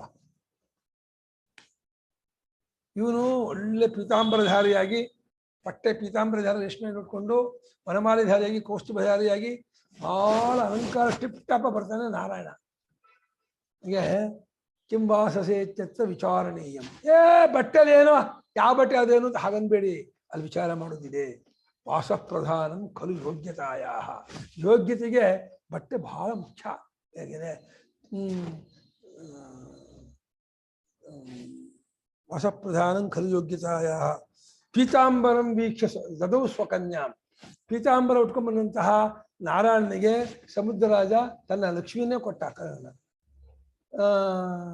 ವಿಷಂ ಸಮುದ್ರ ಚರ್ಮಾಂಬರಂ ವೀಕ್ಷ ವಿಷಂ ಸಮುದ್ರ. ಚರ್ಮಾಂಬರನ ಬಂದ ಶಿವ ವಿಷ ಕೊಟ್ಟ. ನೋಡಿ ಹೇಗೆ. ಕಿಂವಾಸಸೆ ಇತ್ಯರ್ಥ ವಿಚಾರಣೀಯಂ ವಾಸ ಪ್ರಧಾನಂ ಖಲು ಯೋಗ್ಯತಾಯ. ಪೀತಾಂಬರಂ ವೀಕ್ಷ ದದೌ ಸ್ವಕನ್ಯಾಂ ಚರ್ಮಾಂಬರಂ ವೀಕ್ಷ ವಿಷಂ ಸಮುದ್ರ. ತಗೊಂಡು ನೀನು ಚರ್ಮಾಂಬರ ವಿಷ ತಗೊಂಡ ಅಲ್ವಾ? ಓ ಒಳ್ಳೆ ಸೀರೆ ಉಡಲ್ಲ. ಯಾಕೆಂದ್ರೆ ಯೋಗ್ಯತೆಗೆ ಇದೆ ಇದು ಅಂತ ಹೇಳಿದ್ದಾರೆ ಅಲ್ವಾ? ಪಟ್ಟ ಸೀರೆ ಸಾಲ ಹಾಕೊಂಡು ಒಳ್ಳೆ ಬಟ್ಟೆ ಹಾಕೊಂಡು. ಹೌದು, ಸಭೆಗೆ ಬಂದ್ರೆ ಯಾರೋ ದೊಡ್ಡವ್ರು ಬಂದು ಅಂತ ಒಳ್ಳೆ ಜೋರಾಗಿ ಜಡ್ಸಾಲಿ ಬಟ್ಟೆ ಪಂಚೆ ಶಾಲೆಗಳು ಹೊಡ್ಕೊಂಡು ಬಂದ್ಬಿಟ್ರೆ ಅವ್ರು ಬರಿ ಬರಿ ಬರಿ ಬರಿ ಬರಿ ಬರಿ ಅಂತಾರೆ. ಒಳಗೆ ಬಿಡ್ತಾರೆ ಲೋಕದಲ್ಲಿ ಅದು ಹಾಳು ಮಾಡಕ್ಕದು. ಇಲ್ಲಿ ಕುರೂಪನಾಗಿರೋದನ್ನ ಒಳ್ಳೆ ರೂಪವಂತ, ಕೆಟ್ಟ ವಂಶದವನನ್ನ ಏನ್ ವಂಶ ಇಂದ ವಸಿಷ್ಠ ವಂಶ, ಒಳ್ಳೆ ಜಮದಗ್ನಿ ವಂಶ, ಭರದ್ವಾಜ ವಂಶ ಅಂತ ಹಾಸ್ಯ ಮಾಡೋದು, ಈ ರೀತಿ ಮಾಡೋದು ಇದು ವ್ಯಂಗ್ಯ.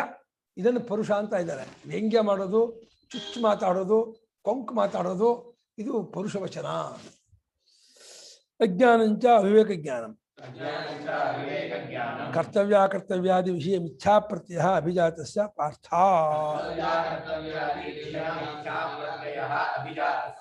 ಅಜ್ಞಾನ ಅನ್ನೋದಕ್ಕೆ ಅವಿವೇಕ ಜ್ಞಾನ. ಒಂದರಲ್ಲೂ ವಿವೇಕ ಗೊತ್ತಾಗಲ್ಲ, ಏನ್ ಹೇಳು ಅರ್ಥ ಆಗಲ್ಲ. ಮಾಡ್ಬೇಕಾದ ತಪ್ಪಾಗಿ ಮಾಡ್ತಾನೆ, ಯಾವ್ದು ಮಾಡ್ಬೇಕು ಅಂತ ಗೊತ್ತಾಗಲ್ಲ. ಅದು ಹಾಲು ಉಕ್ತಾ ಇದೆ ಸುಮ್ಮನೆ ನೋಡ್ತಾ ನಿಂತ್ಕೊಂಡ್ಬಿಡ್ತಾನೆ, ತೆಗಿಬೇಕು ಅಂತ ಗೊತ್ತಾಗಲ್ಲ.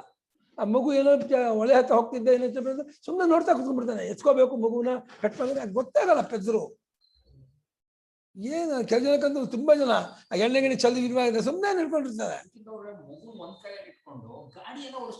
ಅದು ಬಹಳ ಅಪಾಯ, ಅದು ತುಂಬಾ ತುಂಬಾ ಅಪಾಯ. ಅದು ಚಿಡ್ಡಾಬಿಡ್ತು ಮಗು ಅದು ಗಾಡಿ. ಒಬ್ರು ಬುಟ್ಟಿ ಮಾಡ್ಕೊಂಡ್ಬಿಟ್ಟಿದ್ದಾರೆ ಗಾಡಿ ಒಳಗೆ, ಮುಂದಕ್ಕೆ ಬುಟ್ಟಿ ಮಗು ಕೂರ್ಸ್ಕೊಂಡು ಹೋಗಿ, ಅದು ಪರವಾಗಿಲ್ಲ. ಹಾ, ಅದು ತುಂಬಾ ಅಪಾಯಪ್ಪ, ತುಂಬಾ ತಪ್ಪು. ಅದೆಲ್ಲ ಮಾಡಬಾರ್ದು ಯಾವತ್ತೂ ಅಷ್ಟೇ. ಯಾವ ಕ್ಷಣದಲ್ಲಿ ಏನು ಆಪತ್ತು ಬರುತ್ತೆ ಹೇಳಕ್ಕಾಗಲ್ಲ. ಗಾಡಿ ಸ್ಕಿಡ್ಡ ಬಿದ್ಬಿಡ್ತು ಅಂತಂದ್ರೆ ಮಗು ಭಾರಿ ಬಿಡುತ್ತೆ. ಯಾವ್ದು ಕರ್ತವ್ಯ ಯಾವ್ದು ಅಕರ್ತವ್ಯ, ಕೈ ಸೋಸ್ಬಿಡ್ತು ಅಂತ ಹೇಳಿ ಮಗುನ ಬಾವಿ ಕಟ್ಟೆ ಮೇಲೆ ಕೂರಿಸ್ಬಿಡೋದು. ಬಾವಿ ಕಡೆ ಆ ಕಡೆ ಹೊರ್ಕೊಂಡ್ಬಿಡೋದು ಏನಾಯ್ತು ಮಗು, ಕೈ ಸೋಸ್ಬಿಡ್ತು ಮಗು ಎಲ್ಲಿ ಬಿಡಿಸ್ಬೇಕು, ಕೆಳಗೆ ಬಿಡಿಸ್ಬೇಕಾ, ಬಾವಿ ಕಟ್ಟೆ ಮೇಲೆ ಎತ್ತರವಾಗಿದೆ ಇಲ್ಲಿ ಕೂರಿಸೋದ ಬಾವಿ ಕಟ್ಟೆ ಮೇಲೆ, ಅಲ್ಲಿಗೆ ಆಯ್ತು. ಯಾವ್ದು ಮಾಡ್ಬೇಕು ಯಾವ್ದು ಆ ಪ್ರಜ್ಞೆ ಇಲ್ಲ. ಏನೋ ಸಕ್ಕರೆ ಅನ್ಕೊಂಡ್ಬಿಟ್ಟು ಪಾಯಸಕ್ಕೆ ಉಪ್ಪು ಹಾಕ್ಬಿಡೋದು, ಬಿಳಿಯಾಗಿತ್ತು ಬಿಳಿ ಆಯ್ತು, ಕೇಳೋದಲ್ವಾ ಇದೇನಿದು ಸಕ್ಕರೆ, ಅದೊಂದು ಬಾಯಿ ಹಾಕೊಂಡು ನೋಡೋದಲ್ವಾ. ಅಲ್ಲಿ ಇತ್ತು ಪ್ಯಾಕೆಟ್ ಅಲ್ಲಿ ಸಕ್ಕರೆ, ಟೇಬಲ್ ಸಾಲ್ಟು, ಇದು ಟೇಬಲ್ ಉಪ್ಪಿತ್ತು, ಸಕ್ಕರೆ ಅಂದ್ಕೊಂಡ ಪಾಯಸ ಮಾಡ್ತಿದ್ದ, ಅಷ್ಟು ಸುರ್ದ. ಆಯ್ತು ಊಟ ಮಾಡಕ್ ಬಂದ್ರೆ ಈ ಪಾಯಸನೇನ್ರಿ ಇದು, ಜನನೂ ತಿನ್ನಲ್ಲ ಅಂತಾನೆ ಆಮೇಲೆ. ಹಾ ಹೌದಾ, ಕಾಫಿ ಏನ್ ಮಾಡ್ಬಿಟ್ಟಿದ? ನಾನಲ್ಲ, ನಂಗೆ ಗೊತ್ತಿಲ್ಲ.